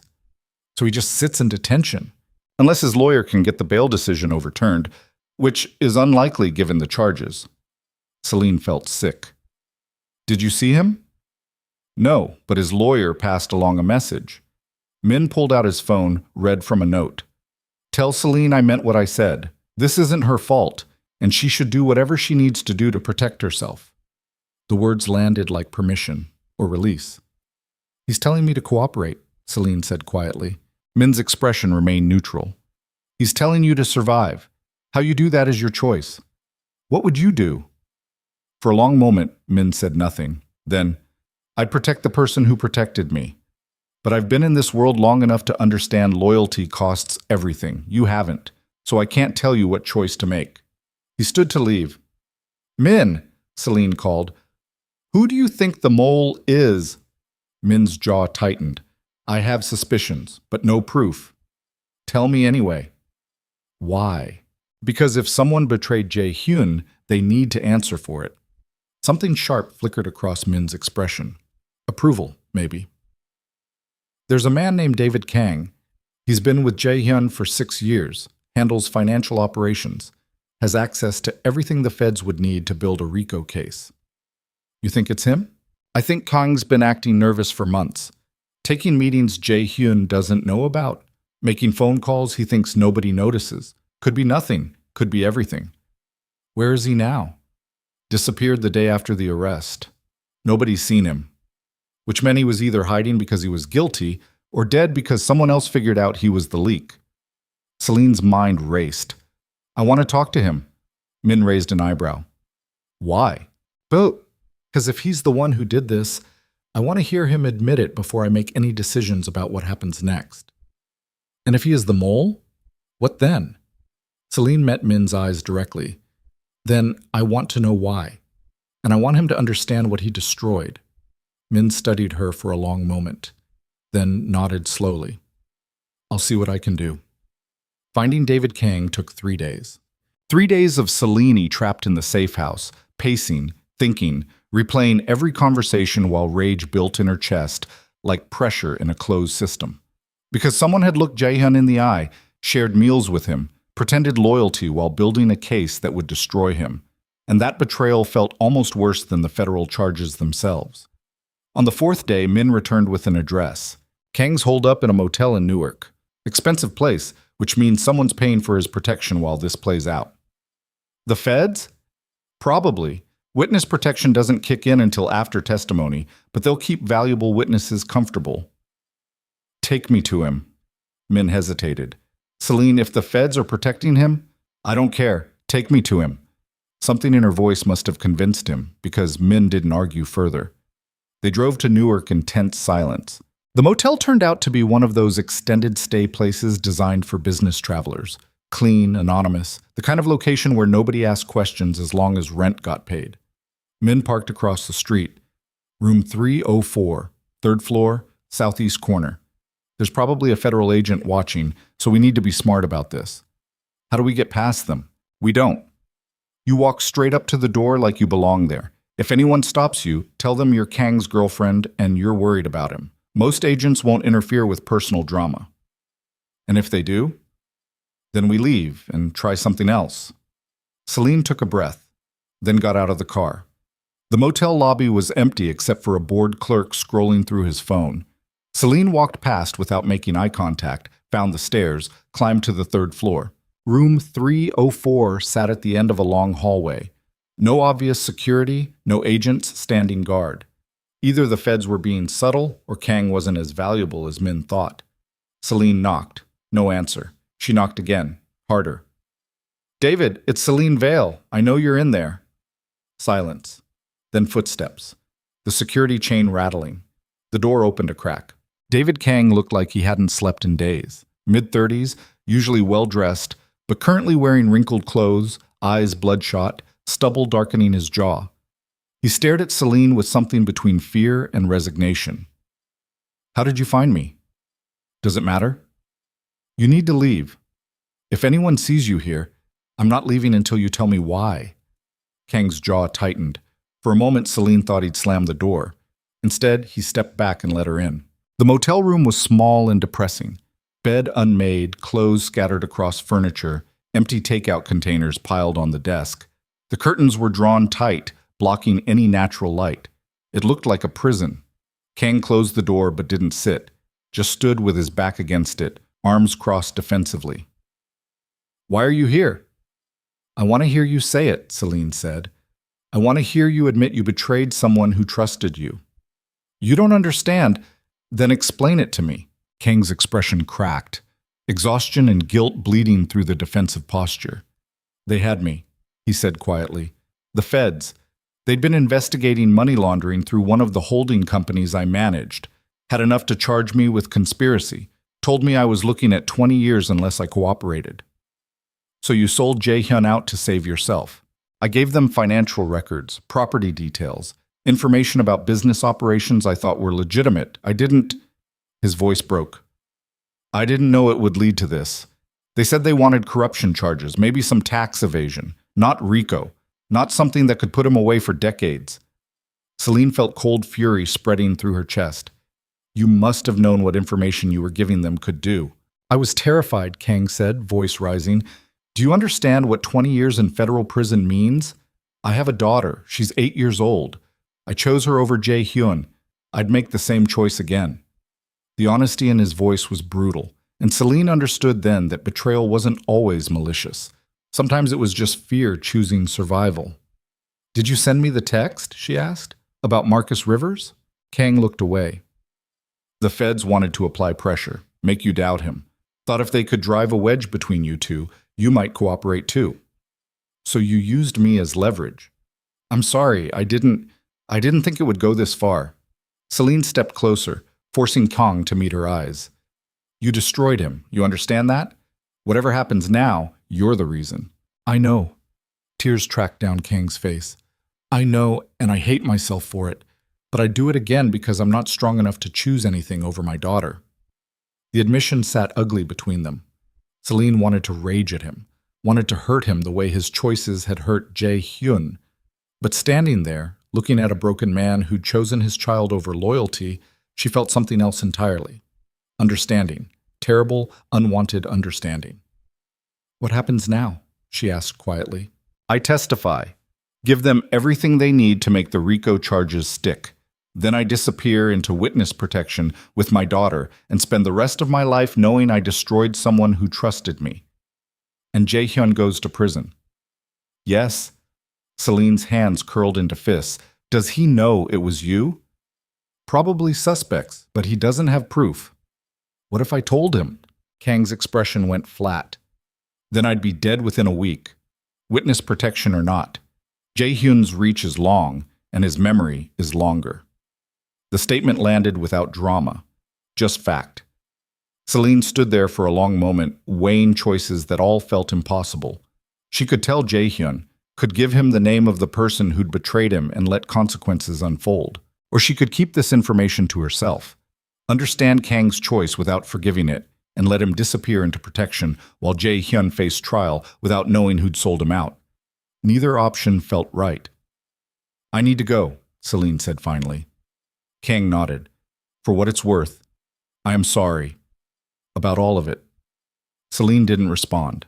Just left the motel room and walked back down the hallway with her heart hammering and her mind racing through implications she wasn't ready to process. Min was waiting in the car. Well? It was him. He flipped to protect his daughter. The feds used him to build the whole case. Min's jaw tightened. Does Jae-hyun know? Not yet. Are you going to tell him? Selene stared out the window at the depressing motel exterior. I don't know, because telling Jae-hyun meant signing Kang's death warrant, and keeping the secret meant Jae-hyun faced trial without understanding who'd destroyed him. Both choices felt like betrayal. The decision got made for her 2 days later. Min showed up at the safe house at 7 a.m. with an expression that made Selene's stomach drop. What happened? Kang's dead, found in his motel room this morning, single gunshot to the head, staged to look like suicide, but nobody's buying it. Ice flooded Selene's veins. How's it? Someone got to him before he could testify, which means either the feds had a leak in their protection detail or Jae-hyun's people are better than the government gave them credit for. Jae-hyun's in federal detention. He couldn't have— He has people, Min interrupted. People loyal enough to handle problems even when he's locked up. And Kang was a problem that needed handling. Selene felt sick. Did Jae-hyun order it? Min's expression remained carefully neutral. I don't have that information. Which meant yes, or meant Min was protecting her from confirmation she didn't want. What happens now? Selene asked quietly. The feds lose their star witness. Case gets weaker but doesn't disappear. They still have financial records and documentation. Jae-hyun's lawyer is filing for dismissal based on prosecutorial misconduct for failing to protect a key witness. It's a long shot, but worth trying. And me? You stay here until we know whether the feds are coming after you next. Kang was murdered, Selene. Someone got past federal protection to kill a witness. That same someone knows you exist, knows you matter to Jae-hyun. So until we identify who's cleaning up loose ends, you stay put. The words landed with brutal clarity. Because she wasn't just a witness anymore, she was a liability. And in Jae-hyun's world, liabilities got eliminated. The next week passed in suffocating tension. News reports covered Kang's death with speculation about organized crime and federal failures. Jae-hyun's lawyer pushed hard for dismissal. The prosecution scrambled to salvage their case without their key witness. And Selene stayed trapped in the safe house, pacing, thinking, trying to reconcile the man who'd held her gently with the man who'd probably ordered an execution. On day 9, Min arrived with different news. Bail hearing got moved up. Tomorrow morning. Judges reconsidering based on the prosecution's mishandling of witness protection. Will they grant it? Maybe. Jae-hyun's lawyer is good, and with Kang dead, the case looks weaker. I want to be there. Selene, I'm not asking permission. I'm telling you I'm going to be at that courthouse tomorrow. You can drive me, or I'll find my own way. Min studied her face, then nodded once. Okay, but you follow my instructions exactly. We arrive separately. You stay in the public gallery. You don't approach Jae-hyun or his legal team, and we leave the second the hearing ends. Understood? Understood. The courthouse was a zoo. Media everywhere, cameras, reporters, satellite vans parked along the street. Protesters holding signs about corruption and justice. Federal agents moving through the crowd with obvious vigilance. Min had been right to insist on caution. They entered through a side entrance, avoided the main security crush, made it to the courtroom 10 minutes before the hearing started. Selene found a seat in the back of the public gallery, tried to make herself invisible. Then Jae-hyun was brought in. He wore an orange detention jumpsuit that looked wrong on him. Too institutional, too diminishing for someone who'd always commanded rooms through presence alone. His hands were cuffed in front of him. 2 federal marshals flanked him, but his posture remained straight, his expression controlled. And when his eyes scanned the courtroom and found Selene in the back row, something cracked across his face. Relief and fear, and something that looked almost like pain. She wanted to go to him, wanted to bridge the 20 feet of courtroom space and tell him she understood, that Kang's betrayal hadn't changed anything, that she was still choosing him even knowing what that choice cost. Instead, she stayed seated and watched the hearing unfold. The prosecution argued Jae-hyun remained a flight risk despite Kang's death. His lawyer countered that without their star witness, the case was circumstantial at best, and detention without bail was punitive rather than precautionary. The judge listened to both sides with obvious skepticism, then delivered the ruling. Bail is granted, $5 million cash. Defendant will surrender passport, submit to electronic monitoring, and remain within a 50-mile radius of Manhattan. Any violation results in immediate revocation and return to custody. The courtroom erupted. Jae-hyun's lawyer looked grimly satisfied. The prosecution team looked furious. Media in the gallery scrambled for phones to file updates. And Selene felt something loosen in her chest for the first time in 10 days. He was getting out. It wasn't freedom, not with electronic monitoring and movement restrictions and a trial still looming, but it was something. The marshals led Jae-hyun out through a side door. His lawyer followed, already on his phone coordinating bail logistics. Min appeared beside Selene. "We need to leave. Now." They exited through the same side entrance they'd used coming in, moved quickly through the crowd before media could identify them, made it to Min's car without incident. "Where are we going?" Selene asked. "Back to the safe house.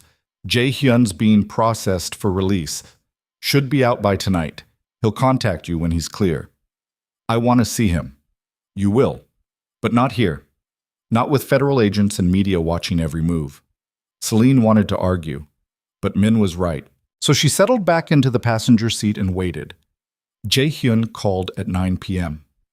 "Are you safe?" His voice sounded rough, like he hadn't slept in days. "I'm fine. Are you okay?" "Define okay." A pause. "I saw you in the courtroom. I needed to be there. Min said you went to see Kang before he died." Selene's breath caught. "Yes." "Why?" "Because I needed to hear him admit what he did." Silence on the other end of the line. Then, "Did he?" "Yes. He said the feds had him on money laundering charges, threatened him with 20 years. He had a daughter. He chose her." More silence. "And you're telling me this because?" "Because you deserve to know the truth, even if it doesn't change anything." Jae-hyun exhaled slowly. "It doesn't. He betrayed me. Reasons don't matter. They mattered to him. Then he should have thought about that before he destroyed everything I built." The coldness in Jae-hyun's voice sent a chill through Selene. "Did you?" She stopped, not sure she wanted the answer. "Did I what? Did you order it? What happened to Kang?" Long pause. "If I answer that question honestly, what happens next?" Selene's heart hammered. "I don't know." "Then maybe some things are better left uncertain." The non-answer was an answer, and Selene had to decide right then whether she could live with loving someone capable of that kind of ruthlessness. "Where are you?" she asked instead. "My penthouse. Under house arrest for the foreseeable future with a federal monitor strapped to my ankle. Romantic, right? Can I see you?" Another pause. "You sure that's what you want?" "Yes." "Then come over. Min will bring you." The call ended, and Selene sat in the safe house, staring at her phone, understanding she was about to make the final choice. Stay in Jae-hyun's world, knowing exactly what that world demanded, or walk away while she still could. Min drove her to the penthouse without comment.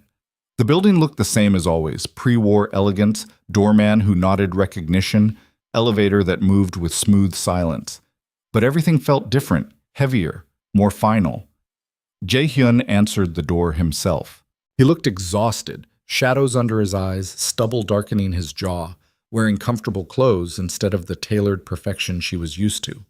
The electronic monitor on his ankle was visible beneath the hem of his pants. For a moment, they just stared at each other. Then Jae-hyun stepped back. "Come in." Selene entered. The penthouse felt different too, colder somehow, like a space waiting for abandonment. "You want something to drink?" Jae-hyun asked. "No, I want you to tell me the truth." "About?" "Everything. Kang. The charges. What happens now?" Jae-hyun moved to the window overlooking Central Park, stood there with his back to her, tension carved into his shoulders. "Kang's death wasn't officially sanctioned by me," he said quietly. "I'm in federal detention. I don't have access to outside communication necessary to order a hit." But someone close to you made that call. Yes. Based on what they thought you'd want. Yes. Selene stepped closer. And if you'd had the opportunity to make that call yourself? Jae-hyun turned to face her, and she saw brutal honesty in his expression. I would have ordered it without hesitation. Kong destroyed everything I spent 15 years building. He put people I care about in danger. He deserved what he got. The words landed without apology. And that doesn't bother you? It bothers me that it was necessary, but no, I don't lose sleep over eliminating threats. Selene felt something shift inside her chest. Not horror, not disgust, just cold understanding. The trial starts in 3 months, Jae-hyun continued. Without Kong's testimony, the prosecution's case is weaker, but not gone. They have financial records, documentation, enough to make some charges stick even without a star witness. My lawyer thinks we can beat the RICO counts, but some of the underlying charges will probably land. Which means I'm likely looking at 5 to 10 years, maybe less with good behavior. Selene's breath caught. 5 to 10? That's the reality, Jae-hyun interrupted. I built an empire through methods that were always going to catch up with me eventually. This is the price. And us? He moved closer, close enough that she could see exhaustion carved into his features, smell the faint scent of soap from a recent shower, feel the warmth radiating off him. That depends on whether you can live with who I actually am, not who you hoped I might become, but exactly this, someone who orders executions to protect what's his, who operates outside legal structures, who will probably spend the next decade in federal prison. His hand came up, gentle, despite the brutal honesty in his words, and cupped her jaw. I love you, he said quietly. I've loved you since you managed that crisis at the Meridian Club without breaking. But loving me means choosing all of this. The violence, the consequences, the probability that I'll be gone for years and you'll be left dealing with fallout I can't protect you from. Selene's eyes burned with unshed tears. What if I don't want to choose? Then you walk away, right now, and I'll handle this alone like I've handled everything else. You'd just let me go? I'd hate every second of it, but yes. Because keeping you in a situation that destroys you isn't love, it's selfishness. The honesty in his voice cracked something open inside Selene's chest. She thought about the past 3 months, about Detective Cortez's warnings and Marcus's advice, and Emma telling her to choose something that was actually hers. Thought about Kang choosing his daughter over loyalty and understanding that choice even while hating it. Thought about standing in courtrooms and safe houses and motel rooms trying to figure out where safety ended and cowardice began. And realized that choosing Jae-hyun had never been about safety. It had been about refusing to live invisibly. I'm not walking away, she said. Jae-hyun's expression cracked, relief and fear tangling together. Selene, I'm not walking away, she repeated, stepping closer. But I need you to stop making decisions for me. Stop trying to protect me from choices I'm capable of making myself. If I'm choosing this, I'm choosing all of it, including the hard parts. The hard parts might destroy you. Then they destroy me. But at least it'll be my choice. Jae-hyun pulled her against him with enough force to steal her breath. His arms wrapped around her like he was trying to absorb her into his bones, face buried in her hair, whole body shaking with restrained emotion. I don't deserve you, he said quietly. Probably not, but you're stuck with me anyway. And for the first time in 10 days, Selene felt something solid beneath her feet. Not safety, not certainty, just choice, deliberate, dangerous, completely hers. They stood there wrapped around each other while the city glittered beyond the windows and electronic monitors tracked movements and federal cases loomed like storm clouds. Neither of them knew what came next, but for right now, this moment, they had each other. And that would have to be enough. The trial started on a gray March morning when winter hadn't quite released its grip on the city. Selene sat in the public gallery every single day, watching federal prosecutors dismantle Jae-hyun's life piece by piece. They presented financial records showing money flowing through shell companies, property deeds linked to organized crime, testimony from low-level associates who'd taken plea deals in exchange for information. Without Kang, the RICO charges looked shakier. But the underlying counts, money laundering, conspiracy, tax evasion, those stuck like tar. Jae-hyun sat at the defense table wearing expensive suits that couldn't hide the electronic monitor on his ankle or the exhaustion carved into his features. He remained composed throughout, taking notes, conferring quietly with his lawyer, never once betraying emotion. But Selene saw the toll in small details. The way his hands clenched when prosecutors showed photographs of properties he'd built from nothing. The tightness around his eyes when former associates testified against him. The careful control that looked more like survival than strength. The prosecution rested after 3 weeks. Jae-hyun's lawyer mounted a defense built on reasonable doubt, suggesting the financial records showed aggressive business practices rather than criminal conspiracy, arguing that testimony from plea bargaining witnesses was unreliable, pointing out the absence of direct evidence linking Jae-hyun to violent crimes. It was competent, but everyone in that courtroom knew the truth. Jae-hyun had built an empire through methods that existed in legal gray areas at best, and empires built on shadows eventually collapsed under scrutiny. The verdict came down on a Friday afternoon in late April. Not guilty on the RICO charges. Guilty on 3 counts of money laundering, 2 counts of conspiracy, 1 count of tax evasion. The courtroom erupted, media scrambled. The prosecution team looked grimly satisfied despite losing the bigger charges. Jae-hyun's lawyer immediately began talking about appeals, and Jae-hyun sat very still, absorbing the weight of consequences he'd probably always known were coming. Sentencing was scheduled for 6 weeks later. During those 6 weeks, Selene watched Jae-hyun systematically dismantle the life he'd built. He transferred business operations to trusted associates with explicit instructions about maintaining legitimacy, sold properties that couldn't survive federal scrutiny, set up financial structures to protect people who'd been loyal to him, made arrangements for employees who'd depended on organizations that were now collapsing. It was methodical, professional, and utterly devastating to witness. They spent evenings in his penthouse, now stripped of most personal items, feeling more like a museum than a home. Jae-hyun cooked Korean food from his grandmother's recipes, moving through the kitchen with practiced efficiency that suggested muscle memory older than the life he'd built in New York.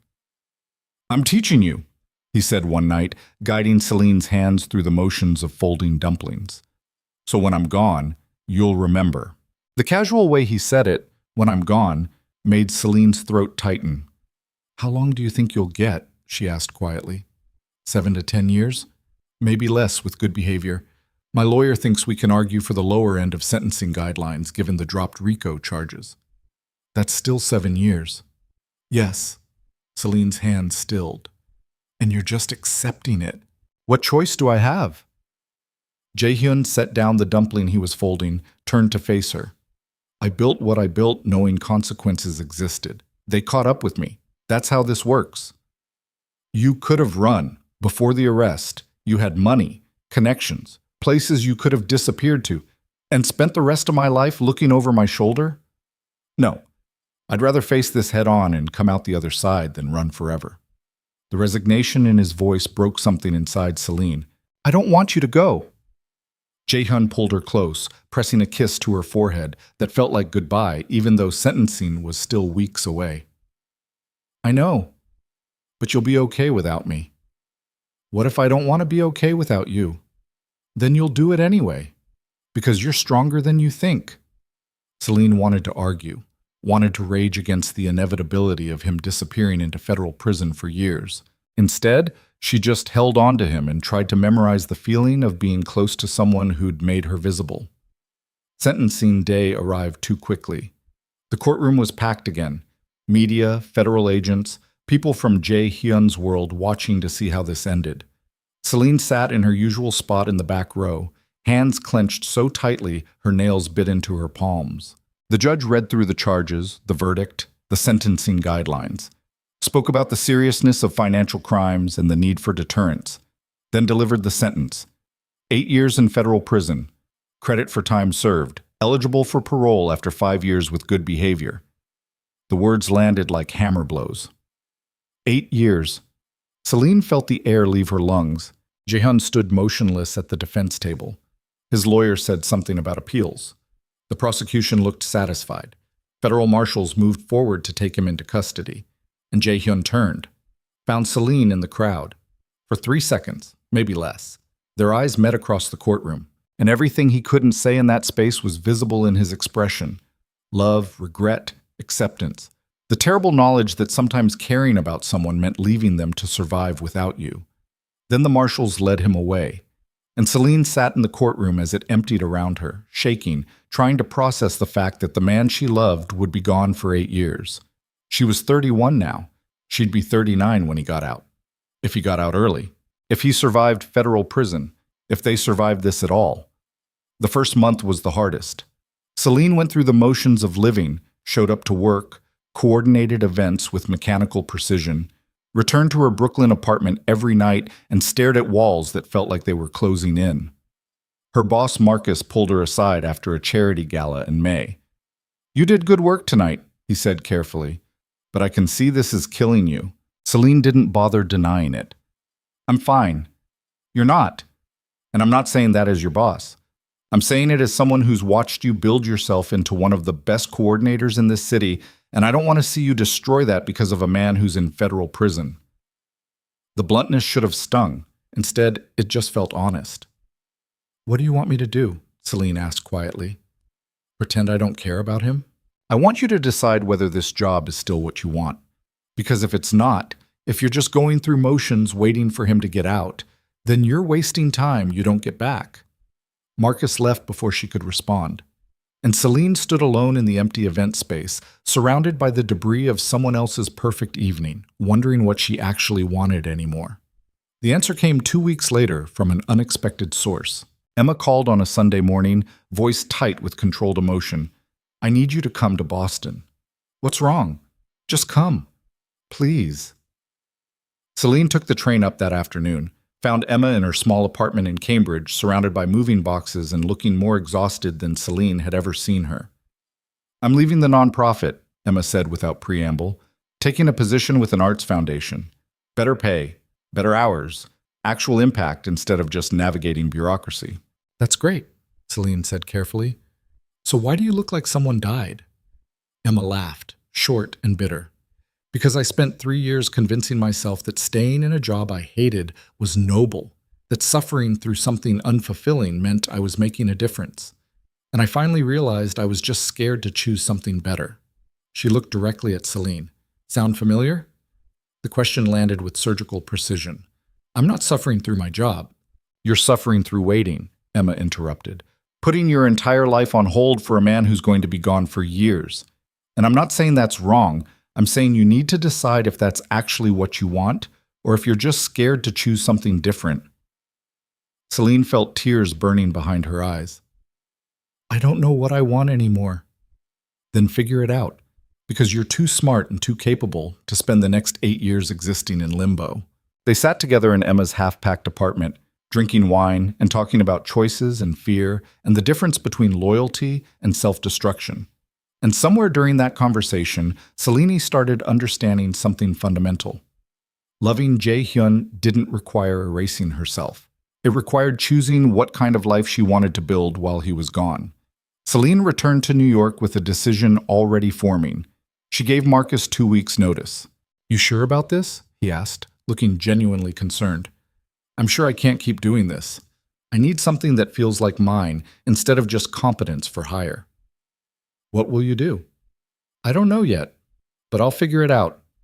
Marcus studied her face, then nodded. "You've got a good reference whenever you need it, and if you change your mind, there's always a position here." "Thank you." Selene worked her final events with the same precision she'd always brought, but there was something different now, a sense of closure rather than just performance. On her last day, she cleaned out her desk and walked out of the office without looking back. It felt like shedding skin. Terrifying and necessary in equal measure. She spent the next month exploring possibilities, reached out to contacts in the arts world, talked to people running small galleries and community organizations, discovered that years of coordinating luxury events had given her skills applicable to places that actually mattered to her. In June, she accepted a position with a small arts foundation in Brooklyn. The pay was less than half what she'd made before. The work was harder, more hands-on, less glamorous. But for the first time in years, Selene woke up excited about what she was building. She was allowed to visit Jae-hyun once a month.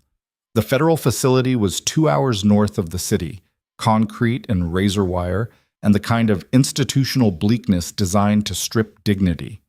Selene made the trip on the third Saturday of every month, sitting through security checks and waiting rooms before finally reaching the visitation area. Chae-hyun looked different each time. Thinner, harder. The expensive suits replaced by prison-issue clothing that hung wrong on his frame, but his eyes remained sharp, tracking her movements with the same intensity he'd always had. Their first visit had been awkward, sitting across from each other at a small table, trying to figure out how to be honest through prison phones and under-guard surveillance. "You look good," Jae-hyun said. "You're lying." "Little bit," a small smile. "How are you really?" "I left the events company. Took a position with an arts foundation." Something shifted in his expression. "Why?" "Because I needed to choose something for myself instead of just maintaining what was safe." Jae-hyun's hand pressed against the glass barrier between them. "I'm proud of you." The words landed with unexpected weight. "You don't have to wait for me," he said quietly. 8 years is a long time. If you meet someone— "Don't," Selene interrupted. "Don't give me permission to leave. If I choose to leave, it'll be my choice, not something you absolved me of." "Fair enough." They talked about small things, books Jae-hyun was reading in the prison library, projects Selene was working on at the foundation, careful updates that avoided the harder truths, that he was surviving violence she didn't want to imagine, that she was learning to build a life without him in it. When visiting time ended, Selene pressed her palm against the glass. Jae-hyun matched the gesture from his side, and for just a moment, they pretended proximity was the same as touching. The visits became routine over the next year, monthly trips upstate, conversations through scratchy prison phones, updates delivered in careful language that avoided revealing too much to listening guards. Selene watched Jae-hyun adapt to incarceration the way he'd adapted to everything else, with controlled precision and strategic patience. He took classes, avoided conflicts, built quiet alliances with people who understood that power inside prison operated on different currencies than power outside. And Selene built her own life in parallel. The arts foundation work consumed her in ways luxury events never had. She coordinated exhibitions for emerging artists, managed community programs bringing art education to underfunded schools, fought for grant funding and navigated bureaucracy, and discovered that making something meaningful was harder and more satisfying than making something perfect. She dated briefly, a teacher she met through foundation work who was kind and uncomplicated and completely wrong for her. They ended things amicably after 3 months. "You're still in love with someone else," he said without accusation. Selene didn't deny it, because even with Jae-hyun locked away in federal prison, even with years stretching between them, she couldn't seem to stop choosing him. Time moved strangely. Some days felt endless, stretching out in exhausting sameness.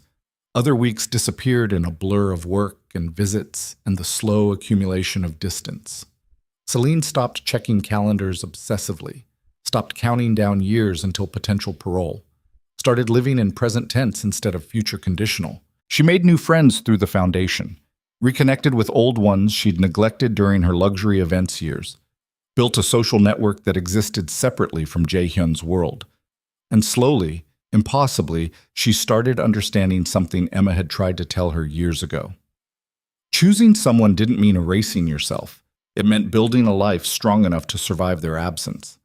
In year 3, Jae-hyun's lawyer called with news about the appeal. "We want a partial reduction," he explained. Judge agreed there were sentencing calculation errors. New sentence is 6 years total. With time served and good behavior, he could be out in 4. 4 years instead of 8. It felt like oxygen. Selene made the drive upstate that weekend outside her normal visiting schedule. Jae-hyun looked stunned when they brought him to the visitation room. "What are you doing here? Your lawyer called. I had to tell you in person that you're getting out sooner." For the first time since his arrest, Selene saw Jae-hyun's control crack completely. His head dropped forward, shoulders shaking, breath coming in ragged gasps that might have been sobs if he'd allowed them sound. 4 years, Selene said quietly. "You can survive 4 years." Jae-hyun looked up, eyes red-rimmed. "Can you?" "I already have. The rest is just continuation." Something raw crossed his expression. You shouldn't have to wait. We've had this conversation. I'm not waiting. I'm living. And part of that life includes visiting you once a month until you're out. Selene, stop trying to release me from a choice I keep making, she interrupted gently. I know what I'm doing. Trust me enough to let me do it. Jaehyun's hand pressed against the glass. Selene matched it. And they sat there in the sterile visitation room, separated by barriers they couldn't cross, choosing each other anyway. Year 4 arrived faster than expected. Selene was 35 now. Older, sharper, more certain of herself than she'd ever been. The Arts Foundation had promoted her to Director of Programs, a position with actual authority and the ability to make real decisions about where resources went. She'd built something that mattered, not because it was prestigious or paid well or impressed people at parties, but because it was hers. Emma visited from Boston one weekend in October. You look different, she said, studying Selene over coffee. Good different. I feel different. Is it the work or him? Selene considered the question. Both, neither. I stopped trying to separate them. What happens when he gets out? I don't know. We'll figure it out. You're not scared? Terrified. But I've been terrified before. I survived. Emma smiled. You did more than survive. You built an entire life. And she was right. Because the person Selene had become over 4 years of Jaehyun's absence wasn't someone waiting for rescue. She was someone who'd learned to rescue herself. Jaehyun's parole hearing was scheduled for November. Selene sat in the hearing room watching him answer questions from the parole board with the same controlled precision he brought to everything. He spoke about rehabilitation programs he'd completed, work assignments he'd maintained, his plan for re-entering society with legitimate employment lined up through contacts who'd remained loyal. The board deliberated for 20 minutes, then granted parole effective January 15th, 3 months away. Jaehyun looked at Selene across the hearing room, and for the first time in 4 years, she saw something other than survival in his expression. Hope. Fragile and uncertain, but real.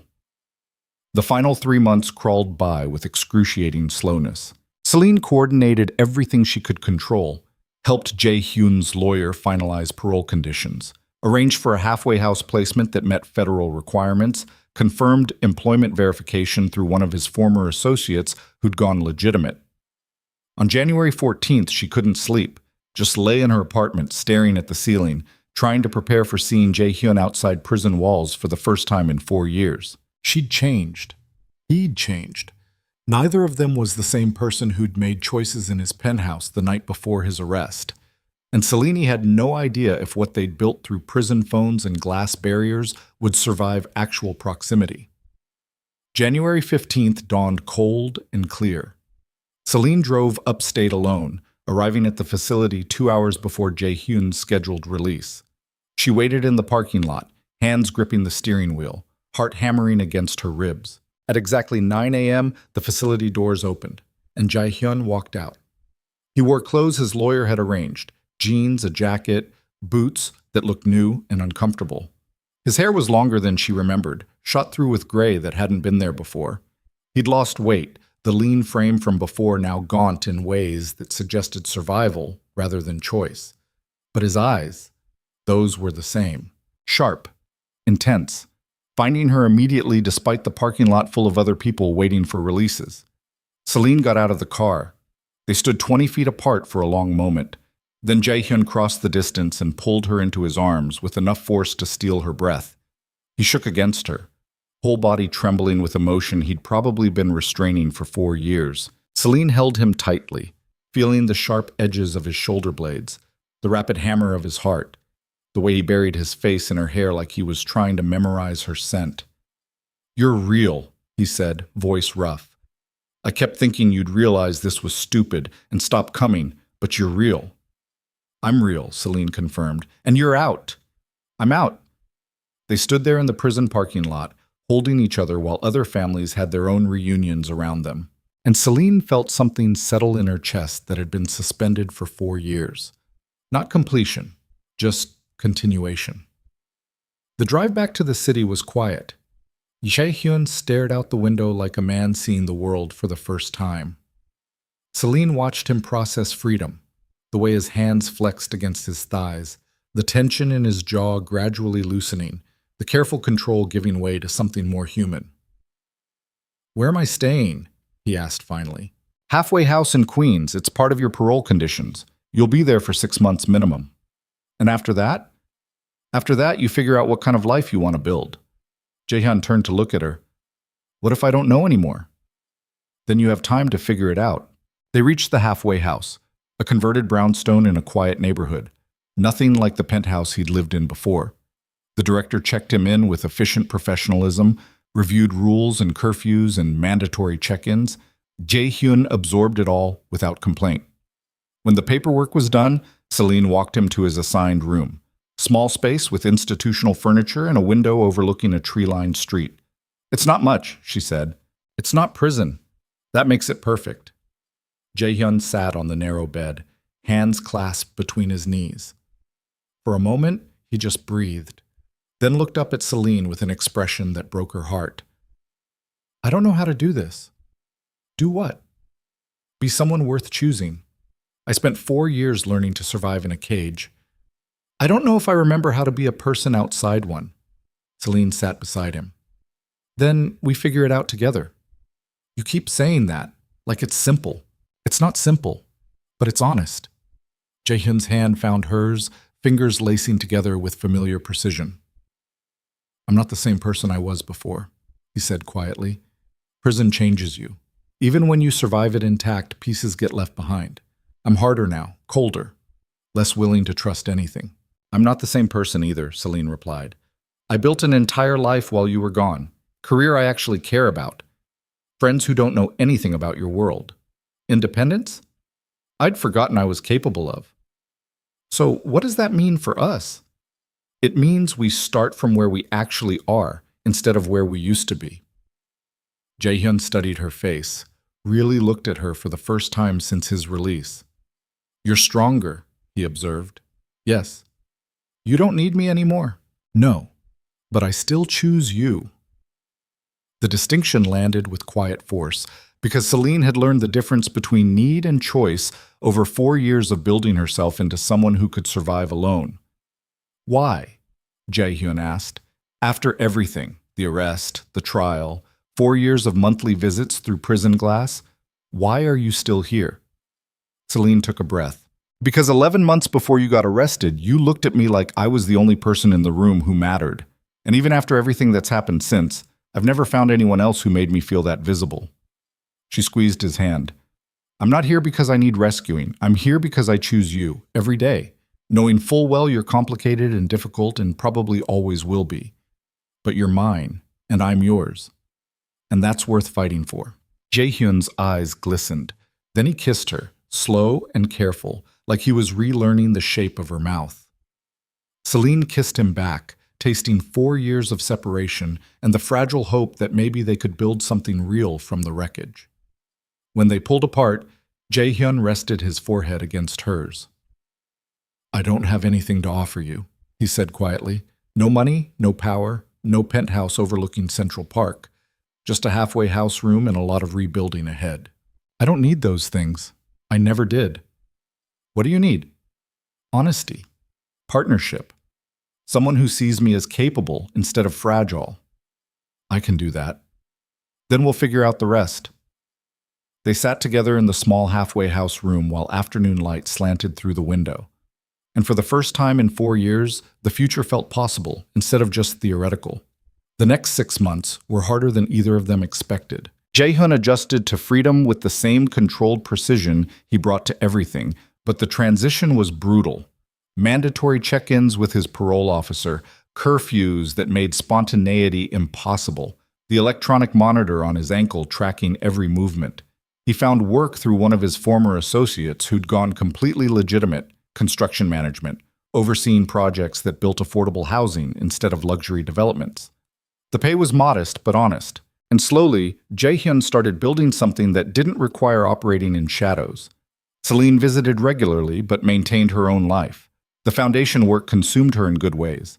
She coordinated a major exhibition featuring immigrant artists that got covered by actual art critics, secured grant funding for programs that would run for 3 years, built something permanent instead of just perfect. They navigated re-entry together, sometimes smoothly, often with friction. Jae-hyun struggled with loss of control, with having to ask permission for basic freedoms. Selene struggled with the reality that loving someone recovering from incarceration meant patience she didn't always possess. They fought. Real fights about autonomy and trust and the difference between protection and control. But they fought honestly. And that made all the difference. One night in June, 3 months after his release, they walked through Brooklyn after dinner at a small Korean restaurant Jae-hyun had discovered. The evening was warm, the city settling into that golden hour where everything looked softer. "I never thanked you," Jae-hyun said suddenly. "For what?" "For not giving up. Most people would have walked away after the first year. You stayed for 4. Selene shrugged. "I made a choice. I don't regret it. Even when it was hard, especially when it was hard. The hard parts proved it mattered."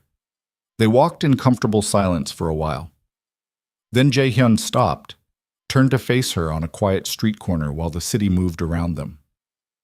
"I love you," he said. "I know I've said it before, but I need you to understand what it means now.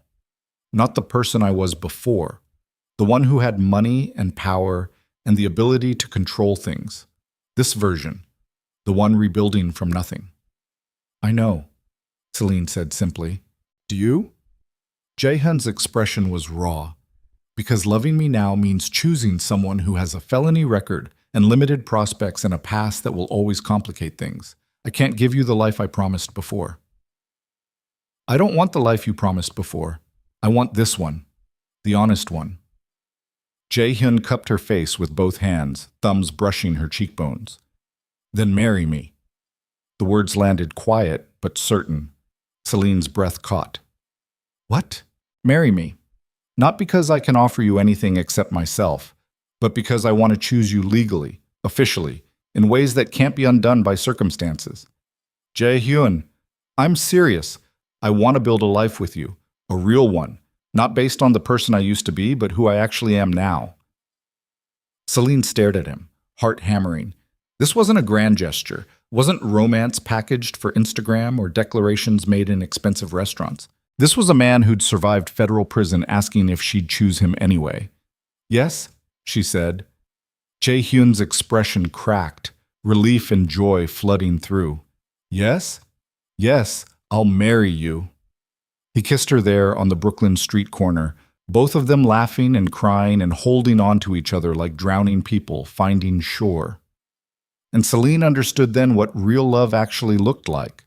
Not rescue, not obsession, not the dramatic declarations she'd seen in movies.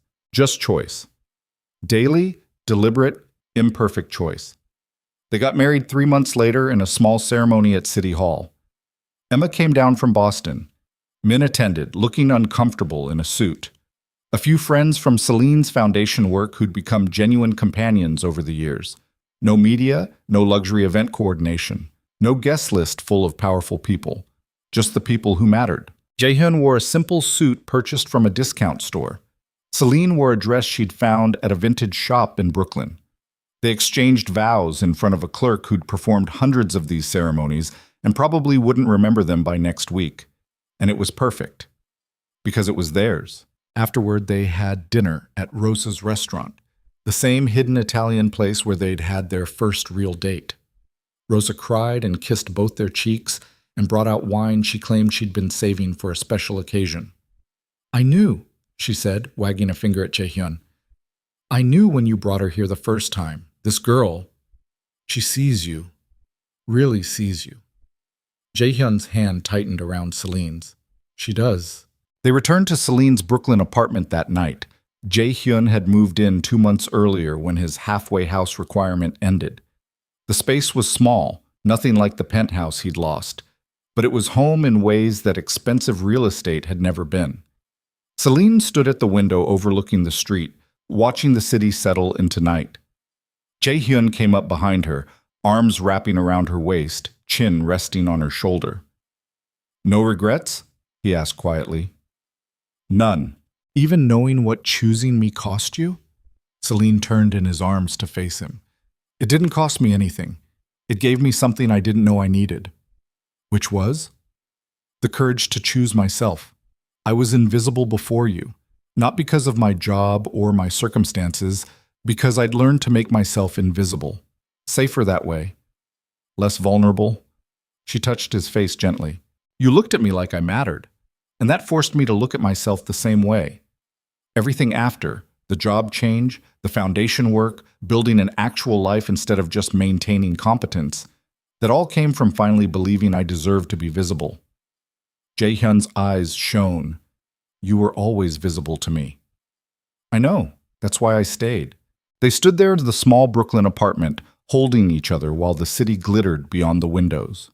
No bodyguards. No penthouse views. No power except what they'd built together through choosing each other repeatedly. And somehow that felt like more than anything they'd had before. Because this was real. Complicated. Difficult. Built on honesty instead of illusion. But real. A year later, Selene was promoted to executive director of the Arts Foundation. Jae-hyun had moved into project management, overseeing developments that created actual community value instead of just profit. He still carried the weight of his past, the felony record that appeared on background checks, the federal monitoring that would last years, the complicated relationship with a world he'd left behind.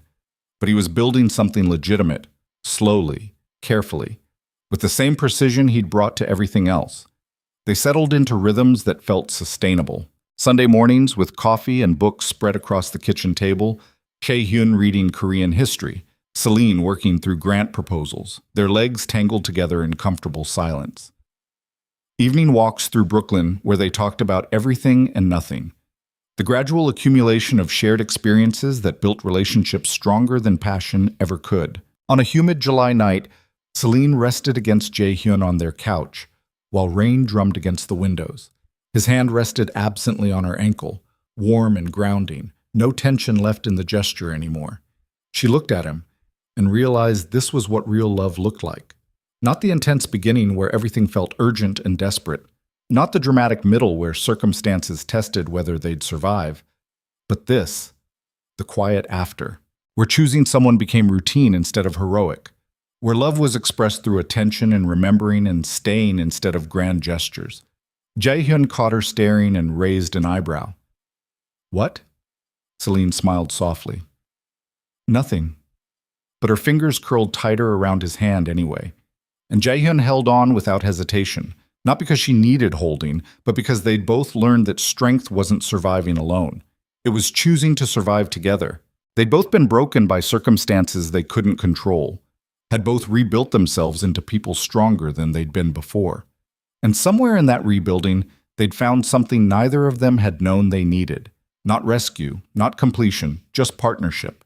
Honest, imperfect, deliberately chosen partnership.